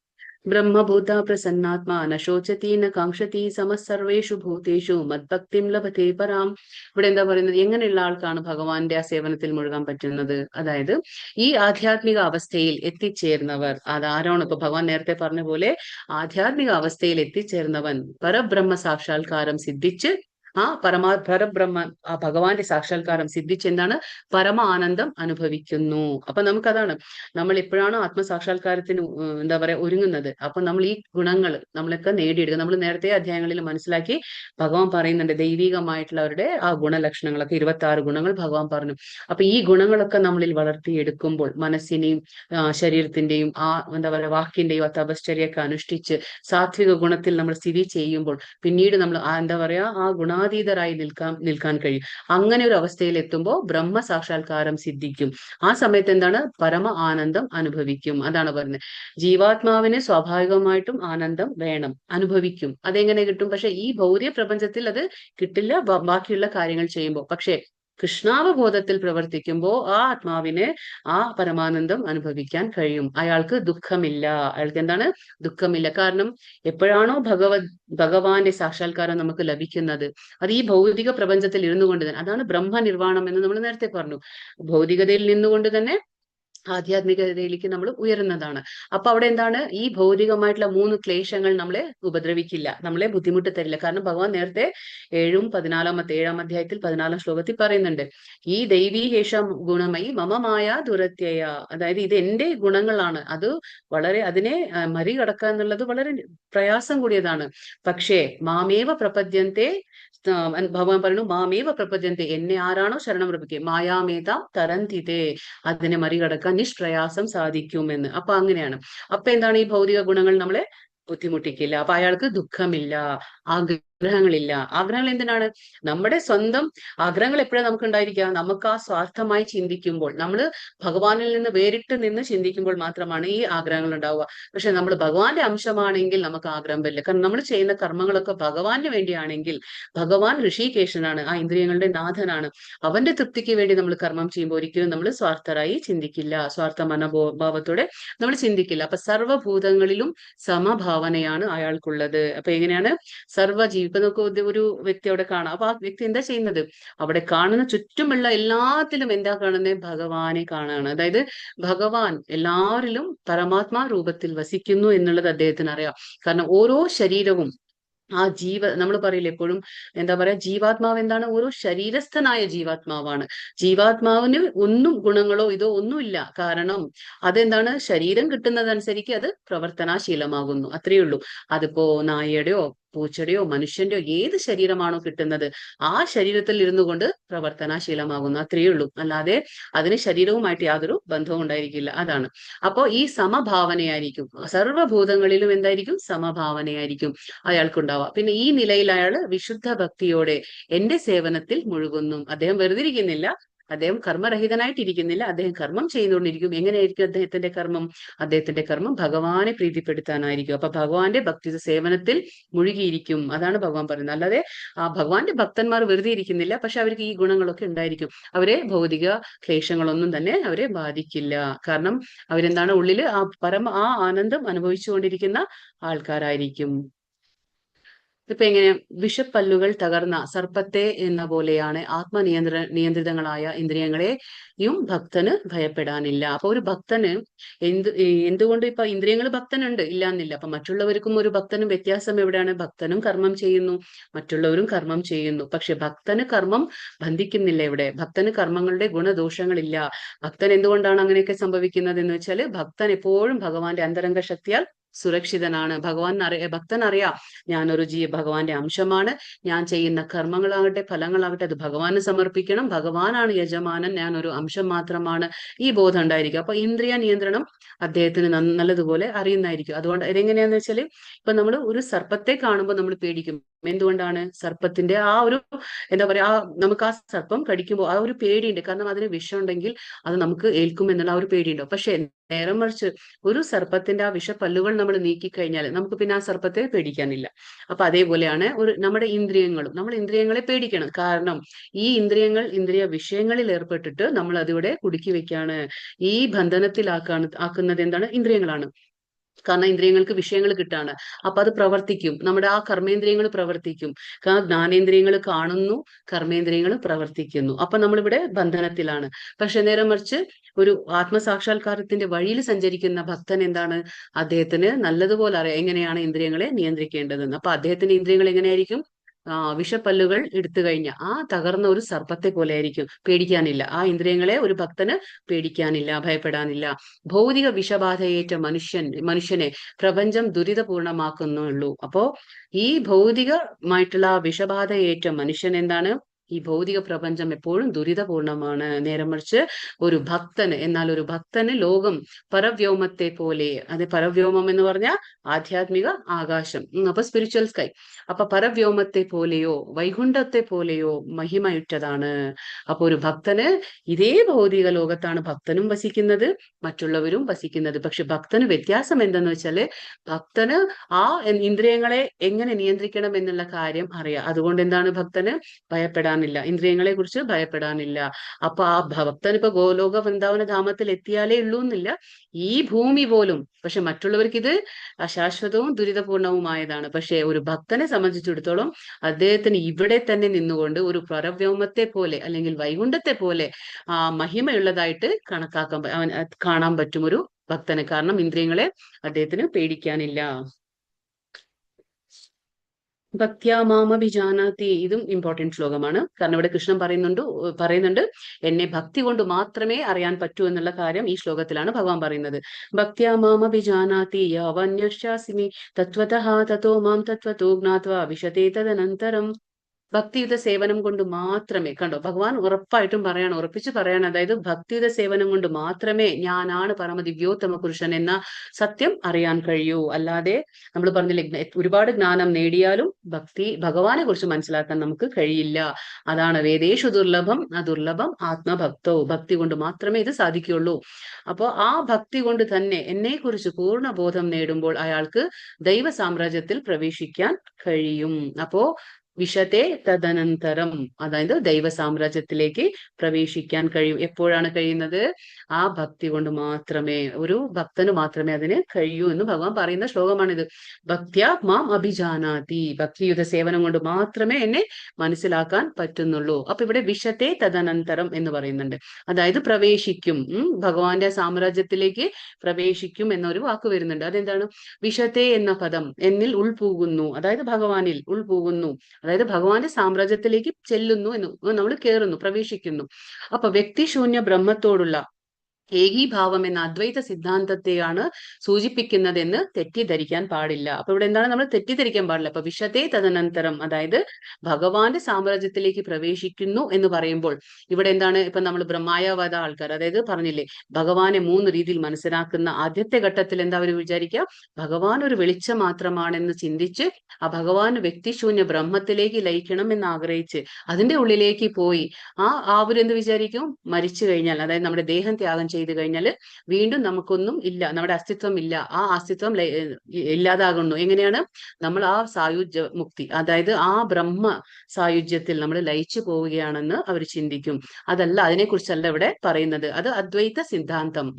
അതല്ല ഇവിടെ പറയുന്നത്. ഏകീഭവിക്കുന്ന, അതായത് ഒന്നായി തീരും എന്ന് വിചാരിക്കും. അതല്ല ഇവിടെ ഭഗവാൻ ഉദ്ദേശിക്കുന്നത്. അപ്പൊ അത് ശരിയല്ല. ഇവിടെ എന്താ പറയുന്നത്? സ്വന്തം വ്യക്തിത്വം പുലർത്തിക്കൊണ്ട് തന്നെ ഭഗവത് സമ്പർക്കത്തിന് സേവനത്തിനും വേണ്ടി ശ്രീകൃഷ്ണധാമത്തിൽ പ്രവേശിക്കുക എന്നതാണ് ഇതിന്റെ നിർദ്ദിഷ്ടമായ അർത്ഥം. അപ്പൊ ഇതിന്റെ അർത്ഥം എന്താണ്? വിശത്തെ തദനന്തരം, അല്ലെങ്കിൽ ഉൾപൂകുന്നു എന്നതിന്റെ അർത്ഥം എന്താണ്? അവിടെ പോയി സ്വന്തം വ്യക്തിത്വം ഇല്ലാതാകുന്നില്ല. നമ്മൾ കാരണം ഭഗവാന്റെ അംശമാണ്. ആ അംശത്തിന്റെ ജോലി എന്ന് പറഞ്ഞാൽ പൂർണ്ണമായ ഭഗവാനെ സേവനം അനുഷ്ഠിക്കൽ എന്നാണ്. അപ്പൊ നമ്മൾ ഭഗവാന്റെ ധാമത്തിലേക്ക് എത്തുമ്പോഴും അവിടെ സേവനമുണ്ട്. നമ്മൾ പറഞ്ഞു 5 രസത്തില് ഭഗവാന്റെ ഭക്തന്മാര് ഭഗവാന്റെ ധാമത്തിൽ 5 രസത്തിൽ ഭഗവാനെ സേവനം അനുഷ്ഠിക്കുന്നു. അപ്പോ സേവനം തുടർച്ചയായി അത് പോയിക്കൊണ്ടേയിരിക്കും. അവിടെ ഭഗവാന്റെ ധാമത്തിലേക്കും അവിടെ പോയി ഭഗവാനുമായിട്ട് ഏകീഭവിക്കുന്നില്ല. പക്ഷെ നമ്മുടെ ആ വ്യക്തിഗതമായിട്ടുള്ള ആ വ്യക്തിത്വം, സ്വന്തം വ്യക്തിത്വം പുലർത്തിക്കൊണ്ട് തന്നെ നമ്മൾ അവിടെ സേവനം അനുഷ്ഠിക്കും. അതാണ് ഇവിടെ പറയുന്നത്. ഉദാഹരണത്തിന് പച്ചക്കിളി പച്ചമരത്തിന്മേൽ കയറുന്നത്, അതാണ് ഉദാഹരണം പറയുന്നത്. ഒരു പച്ചക്കിളി പച്ചമരത്തിന്മേൽ കയറുമ്പോൾ അതിനോട് എന്താ പറയാ, ആ മരത്തിനോട് ഈ കിളി ഏകീഭവിക്കുന്നില്ല, അല്ലെ? ആ കിളി മരത്തിലേക്ക് ചെന്ന് മരത്തിൽ ഒന്നായില്ല. പക്ഷെ കിളിയുടെ അസ്തിത്വം പുലർത്തിക്കൊണ്ട് നിൽക്കുന്നു, അല്ലെ? ആ വ്യക്തിത്വം കിളിക്കുണ്ട്. ആ കിളി എന്തിനാണ് അവിടെ കയറിയത്? അതിന്റെ ഫലങ്ങൾ ആസ്വദിക്കുക എന്നാണ്. അതേപോലെ ഒരു ഭക്തൻ ഭഗവാന്റെ ധാമത്തിലേക്ക് പ്രവേശിക്കുക എന്ന് പറയുമ്പോൾ ഏകീഭവിക്കുന്നില്ല.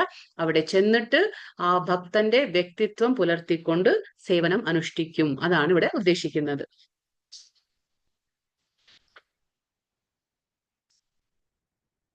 സർവകർമ്മണ്യാപി സദാ കുർവാണോ മദ്വ്യപാശ്രയഃ മത്പ്രസാദാതവാപ്നോതി ശാശ്വതം പദമവ്യയം. ഏതുതരം പ്രവൃത്തികളിൽ ഏർപ്പെട്ടിരുന്നാലും എന്നെ മാത്രം ആശ്രയിക്കുന്ന എന്റെ വിശുദ്ധ ഭക്തൻ തന്റെ കാരുണ്യത്താലും സംരക്ഷണത്താലും അനശ്വരവും ശാശ്വതവുമായ എന്റെ ധാമം പ്രാപിക്കും. അപ്പോൾ ഇവിടെ ഭഗവാൻ പറയാണ്, ആ ഭഗവാന്റെ ധാമം പ്രാപിക്കാൻ എന്ത് വേണം? നമുക്ക് ഏത് പ്രവൃത്തിയിലായാലും ഒരു ഭക്തൻ ഭഗവാന്റെ ഭക്തനായി തീരണം നമ്മൾ. എങ്കിൽ മാത്രമേ ഭഗവാന്റെ ധാമത്തിലേക്ക് പ്രവേശനം നൽകുള്ളൂ ഭഗവാൻ. അപ്പൊ ഏത് തരം പ്രവൃത്തിയാണെങ്കിലും അദ്ദേഹം ചെയ്തോട്ടെ. പക്ഷെ എന്താണ്? ഭഗവാനെ മാത്രം ആശ്രയിച്ചിരിക്കും. ത്വമേവ ശരണം മമ, വേറൊരു ശരണവും ഇല്ല, ഭഗവാനെ മാത്രമാണ് ശരണം. അപ്പൊ അങ്ങനെയുള്ള ഒരു ഭക്തൻ എന്താണ്? വിശുദ്ധ ഭക്തൻ. എന്റെ കാരുണ്യത്താലും, ഭഗവാന്റെ കാരുണ്യം, കാരണം ഭഗവാൻ പറയുന്നുണ്ട് ഭഗവാന്റെ ഭക്തന് നാശം ഇല്ല. നമേ ഭക്ത പ്രണശ്യതി, ഒരിക്കലും ഭഗവാന്റെ ഭക്തന് നാശം സംഭവിക്കുന്നില്ല. ഭഗവാന്റെ അന്തരംഗ ശക്തിയാൽ അവര് സുരക്ഷിതരാണ്. അപ്പൊ ഭഗവാന്റെ കാരുണ്യത്താലും ഭഗവാന്റെ സംരക്ഷണത്താലും അനശ്വരവും ശാശ്വതവുമായ ഭഗവാന്റെ ധാമത്തിലേക്ക് അവര് ചെല്ലുന്നു, അവര് പ്രവേശിക്കുന്നു, പ്രാപിക്കാൻ പറ്റും അവർക്ക്. ആർക്ക്? ഭക്തന് മാത്രമാണ്. അതാണ് ഭഗവാൻ പറഞ്ഞേ ഭക്തിയ, ഓൺലി ഭക്തി. ഭഗവാൻ പറയുന്നു ഭക്തി കൊണ്ട് മാത്രം. ഇവിടെ ഒരു വാക്ക് പറയുന്നു മദ് വ്യപാശ്രയ. എന്താണ് മദ് വ്യപാശ്രയ എന്ന് പറഞ്ഞാൽ? പരമപുരുഷന്റെ സംരക്ഷണത്തിൽ. എന്താണ് മദ് വ്യപാശ്രയ എന്ന് പറഞ്ഞാൽ? പരമപുരുഷന്റെ സംരക്ഷണത്തിൽ എന്നാണ് അർത്ഥമാക്കുന്നത്. ഭക്തി കൽമഷങ്ങളിൽ നിന്നും മോചനം ലഭിക്കുവാൻ വേണ്ടി വിശുദ്ധ ഭക്തൻ ഭഗവാന്റെയോ അവിടുത്തെ പ്രതിനിധിയായ ആധ്യാത്മിക ഗുരുവിന്റെയോ നിർദ്ദേശമനുസരിച്ച് പ്രവർത്തിക്കണം. അപ്പൊ നമുക്കറിയാം, നമ്മൾ ഈ ഭൗതിക ലോകത്ത് ജീവിക്കുമ്പോൾ നമുക്ക് ഭൗതികമായ 3 ഗുണങ്ങളുണ്ട്. അതിന്റെ ആ ഗുണത്തിൽ നമ്മൾ പ്രവർത്തിക്കുമ്പോൾ ഭൗതിക കൽമഷങ്ങൾ നമ്മളിൽ ഉണ്ട്. അപ്പൊ ഈ കൽമഷങ്ങളിൽ നിന്ന്, നമ്മുടെ ഈ ഒരു ദോഷം നിറഞ്ഞ ഈ കൽമഷങ്ങളിൽ നിന്ന് നമ്മൾ മോചനം നേടണമെങ്കിൽ, ആ മോചനം ലഭിക്കണമെങ്കിൽ നമ്മൾ എന്ത് ചെയ്യണം? ഭഗവാന്റെയോ അല്ലെങ്കിൽ ഭഗവാന്റെ പ്രതിനിധിയായ ഗുരുക്കന്മാര്. അപ്പൊ നമ്മുടെ ജീവിതത്തിലേക്ക് ഗുരുക്കന്മാര് വരുന്നത്, ആചാര്യന്മാർ വരുന്നത് എന്തിനാണ്? നമ്മളെ ശുദ്ധീകരിക്കാനാണ്. കാരണം നമ്മുടെ ഈ ഭൗതിക കൽമഷയിൽ, അത് നമ്മൾ അജ്ഞാനത്തിലാണ്, നമുക്ക് ജ്ഞാനമില്ല. അപ്പൊ ഈ ഭഗവാന്റെ പ്രതിനിധികളാണ്, റെപ്രസെന്റേറ്റീവ്സ്. ആരാണ്? ഈ ഗുരുക്കന്മാര്. ആധ്യാത്മികമായി ജ്ഞാനം നൽകുന്ന ആൾക്കാരാണ് ഗുരുക്കന്മാർ, ഭഗവാന്റെ പ്രതിനിധികളാണ്. അപ്പൊ അങ്ങനെയുള്ള ഗുരുക്കന്മാരുടെ നിർദ്ദേശം അനുസരിച്ച് നമ്മൾ പ്രവർത്തിക്കുമ്പോൾ എന്താണ്? നമ്മുടെ ആ ഭൗതികമായിട്ടുള്ള കൽമഷങ്ങളൊക്കെ നീങ്ങി നമ്മൾ ഭഗവാന്റെ സംരക്ഷണത്തിലേക്ക് ഉയരാൻ പറ്റും. അപ്പൊ ഭഗവാൻ നമുക്ക് സംരക്ഷണം നൽകുകയാണ്. എങ്ങനെ? മദ് വ്യപാശ്രയ. ഭഗവാന്റെ സംരക്ഷണത്താൽ നമ്മൾ സുരക്ഷിതരായിരിക്കാൻ പറ്റും. ഭഗവാന്റെ ആ ഒരു ഭൗതിക ക്ലേശങ്ങൾ നമ്മളെ ഉപദ്രവിക്കില്ല, നമുക്ക് ദുഃഖം ഉണ്ടായിരിക്കില്ല. ചേതസാ സർവകർമ്മണി മയി സന്യസ്യ മത്പരഃ ബുദ്ധിയോഗമുപാശ്രിത്യ മച്ചിത്ത സതതം ഭവാം. സകല കർമ്മങ്ങളിലും എന്നെ ആശ്രയിക്കൂ, എന്നിട്ട് എന്റെ സംരക്ഷണത്തിൽ സദാ പ്രവർത്തിക്കുക. അപ്പൊ ഭഗവാൻ പറയണേ, എന്ത് കർമ്മങ്ങൾ ചെയ്യുമ്പോഴും എന്താ നമ്മൾ ചെയ്യേണ്ടത്? ഭഗവാനെ ആശ്രയിച്ച് കർമ്മങ്ങൾ ചെയ്യണം. അതാണ് ഭഗവാൻ അർജുനനോട് പറയുന്നത്. സ്വന്തം ഇഷ്ടത്തിൽ ചെയ്യുന്നതിനേക്കാൾ നല്ലത് എന്താണ്? അപ്പൊ നമുക്ക് ചിന്ത വരും അല്ലെ, ഇത് പാവമാണോ, ഇത് നല്ലതാണോ? അപ്പൊ ഭഗവാന് ഓർത്ത്, ഭഗവാന് നമ്മൾ ഓം തത് സത്ത് എന്ന് പറയുന്നില്ലേ, എന്ത് ചെയ്യുമ്പോഴും ഓം തത് സത്ത് എന്ന് പറഞ്ഞത് ആർക്കാണ്? ഭഗവാന് സമർപ്പിച്ചു. യജ്ഞമായാലും തപസ്സായാലും ദാനമായാലും എന്ത് തന്നെ ചെയ്യുമ്പോഴും ഭഗവാന് സമർപ്പിച്ച് നമ്മൾ ചെയ്യുമ്പോൾ എന്താണ്? ഭഗവാനെ ആശ്രയിച്ച്. കാരണം നമ്മൾ ചെയ്യുന്നതെല്ലാം ഭഗവാനെ ആശ്രയിച്ച് ചെയ്യുമ്പോൾ അത് എന്താണ്? എന്നിട്ട് എന്താണ്? ഭഗവാന്റെ സംരക്ഷണത്തിൽ സദാ പ്രവർത്തിക്കുക. അപ്പൊ നമുക്ക് തീർച്ചയായിട്ടും ഭഗവാന്റെ ആ സംരക്ഷണം ഉണ്ടായിരിക്കും. എന്നിട്ട് നമ്മൾ ആ പ്രവർത്തിക്കണം. അങ്ങനെയുള്ള ഭക്തിയുത സേവനത്തിൽ എന്നെ പറ്റിയുള്ള പൂർണ്ണമായ ബോധവും ഉണ്ടായിരിക്കണം. അപ്പൊ അങ്ങനെ ചെയ്യുമ്പോൾ എന്താണ്? ഭഗവാന്റെ പൂർണ്ണമായ ബോധം ഉണ്ടായിരിക്കണം. നമ്മൾ അങ്ങനെയൊക്കെ ഭക്തിയുത സേവനം അനുഷ്ഠിക്കുമ്പോൾ അതാ പറയുന്നത്, മന്മന, എപ്പോഴും നമ്മൾ ഭഗവാനെ മനസ്സുകൊണ്ട് ആരാധിച്ചുകൊണ്ടേയിരിക്കണം, മനസ്സിൽ ഭഗവാനെ ഓർത്തുകൊണ്ടേയിരിക്കണം. എന്നെ പറ്റിയുള്ള പൂർണ്ണമായ ബോധം, അതായത് നമ്മൾ ഓരോ പ്രവൃത്തികൾ ചെയ്യുമ്പോഴും നമുക്ക് ആ ബോധം ഉണ്ടായിരിക്കണം. ഞാൻ ചെയ്യുന്ന പ്രവൃത്തി ഭഗവാന് വേണ്ടിയാണ്, അതിന്റെ കർമ്മഫലം ഞാൻ ആഗ്രഹിക്കുന്നില്ല. അതേപോലെ എപ്പോഴും നമ്മൾ സേവനം അതെന്തോ ആയിക്കോട്ടെ, നമ്മൾ ചെയ്യുമ്പോഴും ഭഗവാൻ നമ്മുടെ സ്മരണയിൽ ഉണ്ടായിരിക്കണം. അങ്ങനെയുള്ള ഒരു ബോധം നമ്മൾ വളർത്തിയെടുക്കണം. ഇത് നമ്മൾ കഴിഞ്ഞു അല്ലേ? ഓക്കെ. മച്ചിത്ത സർവദുർഗാണി മത്പ്രസാദാത് തരിഷ്യസി അഥ ചേത്വം അഹങ്കാരാന്ന ശ്രോഷ്യസി വിനംഷ്യസി. ഇവിടെ എന്താ പറയുന്നത്? എന്നെ കുറിച്ച് ബോധവാനായിരുന്നാൽ നിനക്ക് എന്റെ പ്രസാദം കൊണ്ട് തന്നെ ബദ്ധ ജീവിതത്തിന്റെ സകല ക്ലേശങ്ങളെയും അതിജീവിക്കാൻ കഴിയും. അതായത് ഭഗവാനെ ആശ്രയിച്ചിരുന്നാൽ, ആ ഭഗവാനെ കുറിച്ചുള്ള ബോധവാനായി നമ്മൾ ജീവിക്കുമ്പോൾ എന്താണ്? ഭഗവാന്റെ പ്രസാദം കൊണ്ട്, ഭഗവാന്റെ അനുഗ്രഹം, പ്രസാദം എന്ന് പറഞ്ഞ ഭഗവാന്റെ കരുണ കൊണ്ട്, കാരുണ്യം കൊണ്ട് എന്താണ്? നമ്മുടെ ആ ജീവിതത്തിന്റെ സകല ക്ലേശങ്ങളും, ബദ്ധജീവിതം എന്തുകൊണ്ടാണ് ആകുന്നത്? മൂന്ന് ഗുണങ്ങളും പിന്നെന്താണ്? ഭഗവാന്റെ ആ ഭൗതിക പ്രപഞ്ചത്തിലെ 3 ക്ലേശങ്ങളുണ്ട് നമുക്ക്. ആദിഭൗതിക, ആധ്യാത്മിക, ആദിദൈവിക.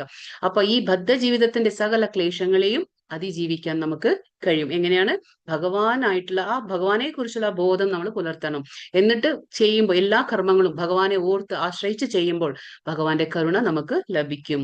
ആ ബോധത്തോടെ പ്രവർത്തിക്കാതെ മിഥ്യ അഹങ്കാരം കൊണ്ട് എന്റെ അഭിമതം അനുസരിക്കാതെ പോയാലാകട്ടെ നാശമാണ് ഫലം. അപ്പൊ ഇങ്ങനെ ചെയ്യാത്ത ആൾക്കാർക്ക് ഭഗവാനെ ആശ്രയിക്കാതെ സ്വന്തം കഴിവിൽ വിശ്വസിച്ച് മിഥ്യ അഹങ്കാരം കൊണ്ട് ഭഗവാന്റെ അഭിമതം എങ്ങനെ ഇപ്പൊ നമുക്ക് മനസ്സിലാവാ?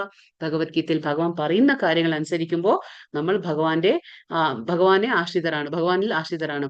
പക്ഷെ നേരെ മറിച്ച് എന്താണ്? ഭഗവാന്റെ അഭിമതം അനുസരിക്കാതെ പോയാലാകട്ടെ നാശമാണ് ഫലം. ഭഗവാൻ നമ്മൾ ഏത് കാര്യം ചെയ്താലും അതിൽ നമ്മൾ വിജയിക്കില്ല. അത് നമുക്ക് തോന്നുമായിരിക്കും, താൽക്കാലികമായിട്ടുള്ള ആ വിജയമായിരിക്കും. പക്ഷെ ശാശ്വതമായ വിജയത്തിലേക്ക് നമ്മളെ അത് നയിക്കില്ല. കൃഷ്ണാവബോധത്തോടെ പ്രവർത്തിക്കാത്തവർ ഭൗതികതയുടെ ചുഴിക്കുത്തിൽ സ്വയം നഷ്ടപ്പെട്ടു പോകുന്നു. അപ്പൊ എന്താണ്? കൃഷ്ണാവബോധം ആരാണോ ആ ബോധത്തോടെ ആരാണോ പ്രവർത്തിക്കുന്നില്ല, ആരൊക്കെ പ്രവർത്തിക്കുന്നില്ല, അവരൊക്കെ എന്താണ്? ഭൗതികതയുടെ എന്താ പറയാ, ആ സാഗരത്തിലാണ്. നമുക്കറിയാം, ഇത് ഭവസാഗരമാണ്. ഇവിടെ ജന്മ, മൃത്യു, ജര, വ്യാധി എന്നുള്ള ഭവരോഗങ്ങളുണ്ട്. വിഭവസാഗരമാണ്. അപ്പൊ നമ്മൾ ഈ സമുദ്രത്തിൽ തന്നെ നമ്മൾ കുടുങ്ങിയിരിക്കുക. വീണ്ടും വീണ്ടും ജനന മരണത്തിന്റെ ചക്രത്തിൽ നമ്മൾ വലയുന്നു ഇവിടെ. അപ്പോ എന്താണ് ചെയ്യേണ്ടതും ചെയ്യരുതാത്തത് എന്തെന്നും നമുക്ക് ബദ്ധജീവാത്മാവിന് അറിഞ്ഞുകൂടാ. കാരണം നമുക്ക് വേണ്ടുന്ന ജ്ഞാനമില്ല. ആ ജ്ഞാനം എങ്ങനെ കിട്ടും? നമുക്ക് ഒരു ആധ്യാത്മിക ഗുരു, ഭഗവാന്റെ പ്രതിനിധിയായ ഒരു ആധ്യാത്മിക ഗുരുവിന്റെ ആ നിർദ്ദേശം അനുസരിച്ച് നമ്മൾ പ്രവർത്തിക്കുമ്പോൾ നമുക്ക് നമ്മുടെ ജീവിതം നല്ല വഴിക്ക് നമുക്ക് നയിക്കാൻ പറ്റും. അപ്പൊ ആ ബദ്ധ അവസ്ഥയിൽ നിന്ന് നമുക്ക് മുക്ത അവസ്ഥയിലേക്ക് നമുക്ക് കയറാൻ പറ്റും. അപ്പൊ ചെയ്യേണ്ടതും ചെയ്യരുതാത്തത് എന്തെന്നും നമുക്ക് എന്താണ്? ബദ്ധ ജീവാത്മാവിന് അറിയില്ല. അപ്പൊ കൃഷ്ണാവബോധം ഉദിച്ചവനാകട്ടെ പ്രവൃത്തി സ്വാതന്ത്ര്യം ലഭിക്കും. അപ്പൊ അദ്ദേഹത്തിന് നല്ലതുപോലെ ബോധം ഉണ്ടായിരിക്കും. എന്ത് ചെയ്യണം, എന്ത് ചെയ്യാൻ പാടില്ല, ആ പ്രവൃത്തിയിൽ ഒരു സ്വാതന്ത്ര്യം ലഭിക്കുകയാണ്. ചെയ്യേണ്ടതും ചെയ്യരുതാത്തതും എല്ലാം നല്ലതുപോലെ അദ്ദേഹത്തിന് മനസ്സിലാകും. അയാൾ ചെയ്യുന്നതെന്തും ഹൃദയസ്ഥനായ കൃഷ്ണന്റെ പ്രേരണയെ അനുസരിച്ചായിരിക്കും. അപ്പൊ നമ്മൾ പറഞ്ഞു, ഭഗവാൻ ഹൃദയത്തിലെ എല്ലാവരുടെയും പരമാത്മാവായിട്ട് വസിക്കുന്നുണ്ട്. അപ്പൊ ഉൾവിളി, അതായത് നമ്മുടെ ഉള്ളിൽ നിന്ന് ഭഗവാൻ ചൈത്യ ഗുരു എന്ന് പറയും. ചൈത്യ ഗുരുവായിട്ടാണ് ഭഗവാൻ നമ്മളെ നയിക്കുന്നത്, മുന്നോട്ട് നയിക്കുന്നത്. നമ്മൾ ചതുശ്ലോകി ഭഗവത്ഗീതയിലും മനസ്സിലാക്കി. തേഷാമേവാനുകമ്പാർത്ഥം അഹം അജ്ഞാനജം തമഹ. ഭഗവാൻ പറയുന്നുണ്ട്, ഞാൻ നിന്റെ ഉള്ളിൽ ഇരുന്നു കൊണ്ട് നിന്റെ അജ്ഞാനമാകുന്ന ആ ഇരുട്ടിനെ നീക്കി ജ്ഞാനദീപം കൊണ്ട് ഞാൻ നിന്നെ വെളിച്ചത്തിലേക്ക് ഞാൻ നയിക്കുന്നു. ഭഗവാൻ പറയുന്നത് സ്വയം ചെയ്യുന്നതാണ് ഭഗവാൻ. അതുകൊണ്ടാണ് എന്ത് ചെയ്യുമ്പോഴും ഒരു കൃഷ്ണാവബോധത്തിലുള്ള ആൾ എന്ത് ചെയ്യും? ഹൃദയസ്ഥനായ കൃഷ്ണന്റെ പ്രേരണയനുസരിച്ചും ആധ്യാത്മിക ഗുരുവിന്റെ സ്ഥിരീകരണത്തോടുകൂടിയാണ് അതെല്ലാം ചെയ്യുന്നതായിരിക്കും. ആര്? ഈ ഒരു കൃഷ്ണാവബോധത്തിൽ പ്രവർത്തിക്കുന്ന ആള്. കാരണം അദ്ദേഹത്തിന് ആ പ്രേരണ എവിടുന്നാണ് കിട്ടുന്നത്? ഉള്ളിൽ നിന്ന് ചൈത്യ ഗുരുവായിട്ട് ഭഗവാനിൽ നിന്ന് കിട്ടുന്ന പ്രേരണ. പിന്നെ പുറമെ എന്താണ്? ബാഹ്യമായിട്ട് ആരുണ്ടാവും? ഒരു ആധ്യാത്മിക ഗുരു ഉണ്ടായിരിക്കും, അദ്ദേഹത്തിനെ നല്ല വഴിക്ക് നയിക്കാൻ. അതായത് ഇത് ചെയ്യണോ ചെയ്യണ്ടേ ആ ഒരു കാര്യങ്ങളൊക്കെ പറഞ്ഞു കൊടുക്കുന്ന ആരായിരിക്കും? ആധ്യാത്മിക ഗുരുവായിരിക്കും. അപ്പൊ അങ്ങനെ ഈ രണ്ടുപേരുടെ ഗൈഡൻസിലാണ് ഒരു കൃഷ്ണാബോധത്തിലുള്ള ആള് എന്താ പറയാ പ്രവർത്തിക്കുന്നത്. അപ്പൊ അദ്ദേഹത്തിന് എന്താ പറയാ ഈ ഭൗതിക പ്രപഞ്ചത്തിന്റെ ഈ ഭവസാഗരത്തിന്റെ ജനന മരണ ചക്രത്തിൽ അദ്ദേഹം വലയില്ല. അദ്ദേഹത്തിന് ഈ ഇതിൽ നിന്നൊക്കെ, ഭൗതിക ക്ലേശങ്ങളിൽ നിന്നൊക്കെ ഒരു മോചനം നേടാനും അത് സഹായിക്കും. യഥഹങ്കാരം ആശ്രിത്യ നയോച്യ ഇതി മന്യസേ മിഥൈഷ വ്യവസായസ്തേ പ്രകൃതിസ്ത്വാം നിയോക്ഷ്യതി. എന്റെ നിർദ്ദേശത്തെ അനുസരിക്കുന്നില്ലെങ്കിൽ, യുദ്ധം ചെയ്യുന്നില്ലെങ്കിൽ നീ വഴി പിഴച്ചു പോകും. ആരോടാ പറയുന്നത്? അർജുനനോട് പറഞ്ഞു കൊടുക്കാണ് ഭഗവാൻ. മാത്രമല്ല, നിന്റെ സ്വഭാവം പ്രകൃതിയാൽ നീ യുദ്ധത്തിൽ ഏർപ്പെടുക തന്നെ വേണം. അപ്പൊ എന്താ ഭഗവാൻ പറയുന്നത്? ഒന്നുകിൽ ഭഗവാന്റെ, അതാണ് പറയുന്നത്, ഭഗവാന്റെ ഉപദേശം അനുസരിച്ച്, ഭഗവാന്റെ നിർദ്ദേശം അനുസരിച്ച് പ്രവർത്തിക്കുമ്പോൾ അർജുനൻ എന്താണ്? അതിൽ നിന്ന് യാതൊരു പാപപുണ്യമോ ഗുണദോഷമോ ഒന്നും തന്നെ ഉണ്ടാകുന്നില്ല. നേരെ മറിച്ച് എന്തായാലും അദ്ദേഹം ബാധ്യസ്ഥനാണ്. ആര്? അർജുനൻ ക്ഷത്രിയനാണ്, യുദ്ധം ചെയ്തേ മതിയോ. കാരണം ആ പ്രകൃതിയിലെ ഭൗതിക ഗുണങ്ങളുണ്ട്, അതിന്റെ അടിമയായി നമ്മൾ എന്തെങ്കിലും പ്രവർത്തിക്കുമ്പോൾ നമ്മൾ കർമ്മം ചെയ്തുകൊണ്ടേയിരിക്കും. കാരണം കർമ്മം ചെയ്യാതെ ഇവിടെ ആർക്കും തന്നെ ഇരിക്കാൻ പറ്റില്ല. അപ്പൊ ഭഗവാൻ പറയുന്നു, അതിലും ഭേദമല്ലേ ഭഗവാൻ പറയുന്നത് അനുസരിച്ച് ചെയ്യുമ്പോൾ എന്താണ്? ആ ഗുണത്തിൽ നിന്നും ദോഷത്തിൽ നിന്നും മുക്തനാണ് അർജുനൻ.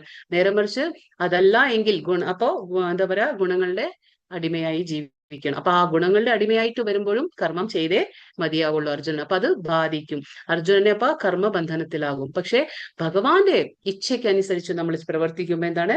ആ കർമ്മം നമ്മളെ ബന്ധിക്കുന്നില്ല. അതാണ് ഭഗവാൻ പറയുന്നത്.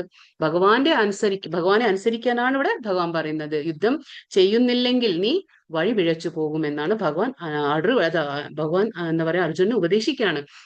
ഭഗവത് നിർദ്ദേശത്തെ, അഥവാ ഭഗവത് പ്രതിനിധിയായ ആധ്യാത്മിക ആചാര്യന്റെ നിർദ്ദേശത്തെ ഒരിക്കലും അവഗണിച്ചുകൂടാ.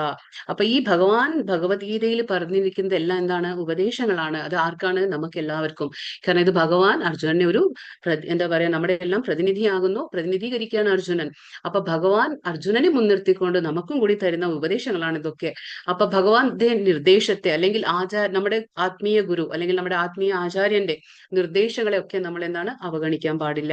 പരമപുരുഷന്റെ കൽപ്പന നിറവേറ്റുന്നതിൽ വൈമുഖ്യം കാണിക്കാൻ പാടില്ല. കാരണം നമ്മൾ ഭഗവാന്റെ അംശമാണ്.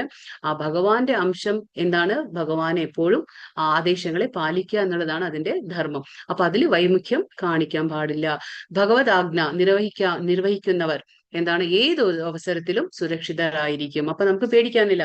എന്താണോ ഭഗവത്ഗീത നമുക്ക് എന്താണ്? ലൈഫ് മാനുവൽ ആണ്. ഭഗവത്ഗീത നമ്മുടെ ലൈഫ് മാനുവൽ ആണ്. അപ്പൊ നമ്മൾ ഏതൊരു സാധനം വാങ്ങുമ്പോഴും അതിന്റെ കൂടെ നമുക്കൊരു മാനുവൽ കിട്ടും. അതെങ്ങനെ ഉപയോഗിക്കണം എന്നവിടെ പറഞ്ഞു തരുന്നുണ്ട്.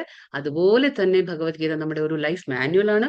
ഇതിൽ ഭഗവാൻ എന്താണോ പറഞ്ഞിട്ടുള്ളത് അത് അനുസരിച്ച് നമ്മൾ നമ്മുടെ ജീവിതത്തെ നിർവഹിച്ചു കഴിഞ്ഞാൽ എന്താണ്? നമുക്ക് ഏതൊരു അവസരത്തിലും നമുക്ക് പേടിക്കാനില്ല, സുരക്ഷിതമായിട്ട് നമ്മൾ ഇരിക്കും. കാരണം ഭഗവാൻ അവിടെ സംരക്ഷിക്കും. ഭക്തൻ ഒരിക്കലും ഭഗവാൻ എന്താണ്? കൈവിടില്ല. അത് നമുക്ക് നേരത്തെ അധ്യായങ്ങളിൽ ഭഗവാൻ സ്വയം പറഞ്ഞു തന്നിട്ടുണ്ട്. അപ്പൊ നമുക്ക് പേടിക്കാനില്ല. പക്ഷെ നമ്മൾ അവഗണിക്കാൻ പാടില്ല ഭഗവാന്റെ എന്താ പറയാ വാക്കുകളെ. സ്വഭാവജേന കൗന്തേയ നിബദ്ധസ്വേന കർമ്മണ കർത്തും നേച്ഛസി യോന്മഹാത് കരിഷ്യസ്യ വശോപി തത്. ഇവിടെ എന്താ പറയുന്നത്? അല്ലയോ പാർത്ഥ, വ്യാമോഹം കൊണ്ട് നീ ഇപ്പോൾ എന്റെ ആജ്ഞ നിറവേറ്റാൻ മടിക്കുന്നു. ഇപ്പൊ എന്താണ്? ഭഗവാൻ പറയുന്നു, നീ വ്യാമോഹം കൊണ്ട്, അതായത് ഇപ്പൊ നിനക്ക് ആ വ്യാമോഹം എന്താണ്? അപ്പൊ അർജുനന് എന്താ പറയാ ഒരു കൺഫ്യൂഷൻ സ്റ്റേറ്റിലാണ് അല്ലെ? ചെയ്യണോ വേണ്ടേ? ഇവരൊക്കെ എന്റെ ആൾക്കാർ. ഈ വ്യാമോഹം എന്താണ്? മിഥ്യാബോധം. വ്യാമോഹം എന്ന് പറഞ്ഞാൽ ഇപ്പോ ഇവരൊക്കെ എന്റെ ആൾക്കാരാണ്, എന്റെ മുത്തച്ഛനാണ്, എന്റെ മുത്തച്ഛന്റെ സ്ഥാനത്തുള്ളവർ സ്ഥാനത്തുള്ളവർ, എന്റെ ഗുരുവാണ്, എന്റെ ജ്യേഷ്ഠന്റെ സ്ഥാനത്തുള്ളവരാണ്, എന്റെ സഹോദരങ്ങളാണ് എന്നൊക്കെ ചിന്തിക്കുന്ന എന്താണ് വ്യാമോഹം. അതായത് ശാരീരിക ബോധത്തിൽ മാത്രം ചിന്തിക്കണം, മിഥ്യാഹങ്കാരം, മിഥ്യാഹംഭാവത്തോടെ ചിന്തിക്കുകയാണ്. അപ്പൊ വ്യാമോഹം കൊണ്ട് ഇപ്പൊ നീ ഇപ്പോഴെന്താണ് എന്താ പറയാ, ആജ്ഞ നിറവേറ്റാൻ മടിക്കുന്നു. ആരുടെ ആജ്ഞ? ഭഗവാന്റെ. ഭഗവാൻ എന്ത് പറഞ്ഞു? യുദ്ധം ചെയ്യാൻ പറഞ്ഞു. പക്ഷെ അർജുനൻ എന്നെ കൊണ്ട് വയ്യ എന്നും പറഞ്ഞിരിക്കുകയാണല്ലോ. അപ്പോ ഭഗവാൻ പറയാണ്, നീ എന്റെ ആജ്ഞ നിറവേറ്റാൻ മടിക്കുകയാണ്. എന്തുകൊണ്ട്? വ്യാമോഹം കൊണ്ട്. എന്നാൽ സ്വാഭാവികമായ കർമ്മത്തിന്റെ പ്രേരണയ്ക്ക് വഴങ്ങി അനിഷ്ടമായി തോന്നുന്ന അതേ കർമ്മം നിനക്ക് ചെയ്യേണ്ടി വരും. ഇപ്പൊ നീ ചെയ്തില്ലെങ്കിൽ, ഇപ്പൊ നിന്റെ ആജ്ഞ പാലിക്കുമ്പോ എന്താണ്? ഭഗവാന്റെ ഇച്ഛയനുസരിച്ച് ചെയ്യുമ്പോൾ അർജുനന് കർമ്മത്തിൽ നിന്നും വിമുക്തനാകും, കർമ്മബന്ധനത്തിൽ നിന്നും വിമുക്തനാകും. പക്ഷെ നേരെ മറിച്ച് അത് ചെയ്തില്ലെങ്കിലും ഭഗവാൻ പറയണേ, സ്വാഭാവികമായ കർമ്മത്തിന്റെ പ്രവണത അനുസരിച്ച്, എന്താണ്, പ്രേരണ അനുസരിച്ച് അർജുനൻ വഴങ്ങിയേ പറ്റുള്ളൂ, അതിന് ചെയ്തേ പറ്റുള്ളൂ. അത് അനിഷ്ടമായ തോന്നുന്ന ആ കർമ്മം തന്നെ ഭഗവാൻ പറയുന്നു നീ ഇപ്പൊ ചെയ്തേ പറ്റുള്ളൂ. കാരണം യുദ്ധരംഗത്തിലെത്തി, യുദ്ധക്കളത്തിലെത്തി, അപ്പോ ശത്രുക്കൾ അവിടെ ഉണ്ട്, അവര് ഒരുങ്ങി വന്നിരിക്കുകയാണ് യുദ്ധം ചെയ്യാൻ. ഇനിയിപ്പോ അർജുന വേണ്ടാന്ന് പറഞ്ഞാലും അവര് പിന്മാറുന്നില്ല. അപ്പൊ യുദ്ധം ചെയ്തേ മതിയാവുള്ളൂ. പക്ഷെ അതിലും ഭേദം എന്താണ്? അർജുനൻ കൃഷ്ണന്റെ ആജ്ഞ നിറവേറ്റുന്നതാണ് ഭേദം. കാരണം എന്താണ്? അവിടെ ഭഗവാന്റെ ഇച്ഛയ്ക്കനുസരിച്ച് ഒരാൾ പ്രവർത്തിക്കുമ്പോൾ അവിടെ കർമ്മത്തിനോ കർമ്മഫലങ്ങൾക്കോ ഒന്നും തന്നെ ഒരു എന്താ പറയാ, കർമ്മം നിറവേറ്റുന്ന ആൾക്ക് യാതൊന്നും അദ്ദേഹത്തെ ബന്ധിക്കുന്നില്ല. അത് നമ്മൾ മനസ്സിലാക്കണം. അടുത്തത് നമുക്ക് നാളെ നെക്സ്റ്റ് ക്ലാസ്സിൽ നോക്കാം. ഹരേ കൃഷ്ണ ഹരേ കൃഷ്ണ കൃഷ്ണ കൃഷ്ണ ഹരേ ഹരേ, ഹരേ രാമ രാമ രാമ ഹരേ ഹരേ. വാഞ്ചാകൽപതരുഭ്യശ്ച കൃപാ സിന്ധുഭ്യൈവ ച പതിതാനാം പാവനേഭ്യോ വൈഷ്ണവേഭ്യോ നമോ നമഃ. അനന്തകോടി വൈഷ്ണവവൃന്ദ കി ജയ്. ശ്രീല പ്രഭുപാദ കി ജയ്. ശ്രീല ഗുരുദേവ് കി ജയ്. ഹരേ കൃഷ്ണ ഹരേ കൃഷ്ണ. ക്വസ്റ്റ്യൻസ് നോക്കാം. ഒരു 4 ക്വസ്റ്റ്യൻസ് ഉണ്ടാവും അല്ലെ? എത്ര ഉണ്ടാവും?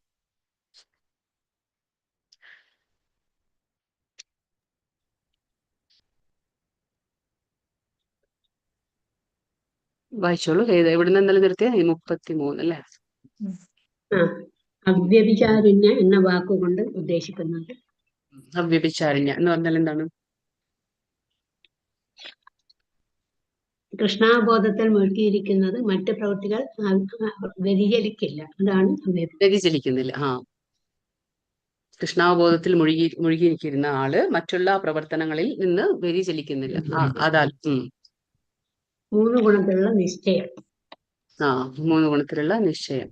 സാത്വിക, രാജസിക, താമസിക. സാത്വിക യോഗാനുഷ്ഠാനത്താൽ നിലനിർത്തിയതും ദൃഢമായതും മനസ്സ്, പ്രാണൻ, ഇന്ദ്രിയങ്ങൾ ഇവയെ നിയന്ത്രിക്കുന്നതാണ് സാത്വിക നിശ്ചയം. രാജസം ഏതൊരു നിശ്ചയം കൊണ്ടാണോ മനുഷ്യർ ധർമ്മ, അർത്ഥ, കാമ എന്നിവയെ സ്വീകരിക്കുന്നത് അവയിലുള്ള അത്യാസക്തി കൊണ്ട് ഫലം കാക്ഷിച്ചുകൊണ്ടും ചെയ്യുന്ന രാജസിക നിശ്ചയം. സ്വപ്നം, വിഷാദം, മതം എന്നിവയ്ക്ക് അധീനമല്ലാത്ത ബുദ്ധിശൂന്യമായ നിശ്ചയം തമോ ഗുണ നിശ്ചയം. 33, 34, 35 അതാണ് ആൻസർ. ഓക്കെ, അടുത്തത് 3 ഗുണത്തിലുള്ള സുഖം. ആദ്യത്തിൽ വിഷം പോലെയും തോന്നിക്കുന്നതും അന്ത്യത്തിൽ തുല്യമാകുന്നത് ആത്മസാക്ഷാത്കാരത്തിന് കാരണമാകുന്നത് സാത്വിക സുഖം. രാജസം രാജസം വിഷയങ്ങളോട് ചേരുമ്പോൾ ഉളവാകുന്ന സുഖം തുടക്കത്തിൽ അമൃത തുല്യമായിരിക്കും, ഒടുവിൽ അത് വിഷതുല്യമാകുന്നു. ഇത് രാജസികം. അപ്പൊ 37, 38, 39. ആത്മദർശനം സംബന്ധിച്ചിടത്തോളം അന്ധവും ആദ്യം മുതൽ വ്യാമോഹഭരിതവും നിദ്ര, ആലസ്യം, പ്രമാദം എന്നിവയിൽ നിന്നുള്ളാകുന്ന താമസം. അടുത്തത് ബ്രാഹ്മണരുടെ പ്രവൃത്തികളുടെ ഗുണവിശേഷങ്ങൾ എന്തെല്ലാം? തപസ്, വിശുദ്ധി, ക്ഷമ, സത്യസന്ധത, ജ്ഞാനം, വിജ്ഞാനം, ആസ്തിക്യം എന്നിവയാണ് ബ്രാഹ്മണരുടെ പ്രവൃത്തികളുടെ. 42ാമത്തെ ശ്ലോകമാണ് ഉത്തരം അതിന്. ഓക്കെ. 14 വ്യപാശ്രയ എന്നതിന്റെ അർത്ഥം പരമപുരുഷന്റെ സംരക്ഷണത്തിൽ സുരക്ഷിത എന്നർത്ഥം.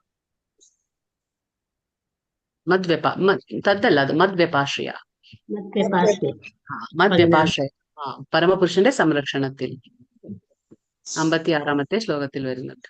ഓക്കെ, 56ാമത്തെ ശ്ലോകത്തിൽ മദ്വ്യപാശ എന്ന് വെച്ചാൽ ഭഗവാന്റെ അല്ലെങ്കിൽ പരമപുരുഷന്റെ സംരക്ഷണത്തിൽ എന്നർത്ഥം. കഴിഞ്ഞല്ലേ? ഇനി നാളെ ഉണ്ടാവില്ല, മറ്റന്നാ ക്ലാസ്. ശനിയാഴ്ച ലാസ്റ്റ് ക്ലാസ് ശനിയാഴ്ച ആയിരിക്കും.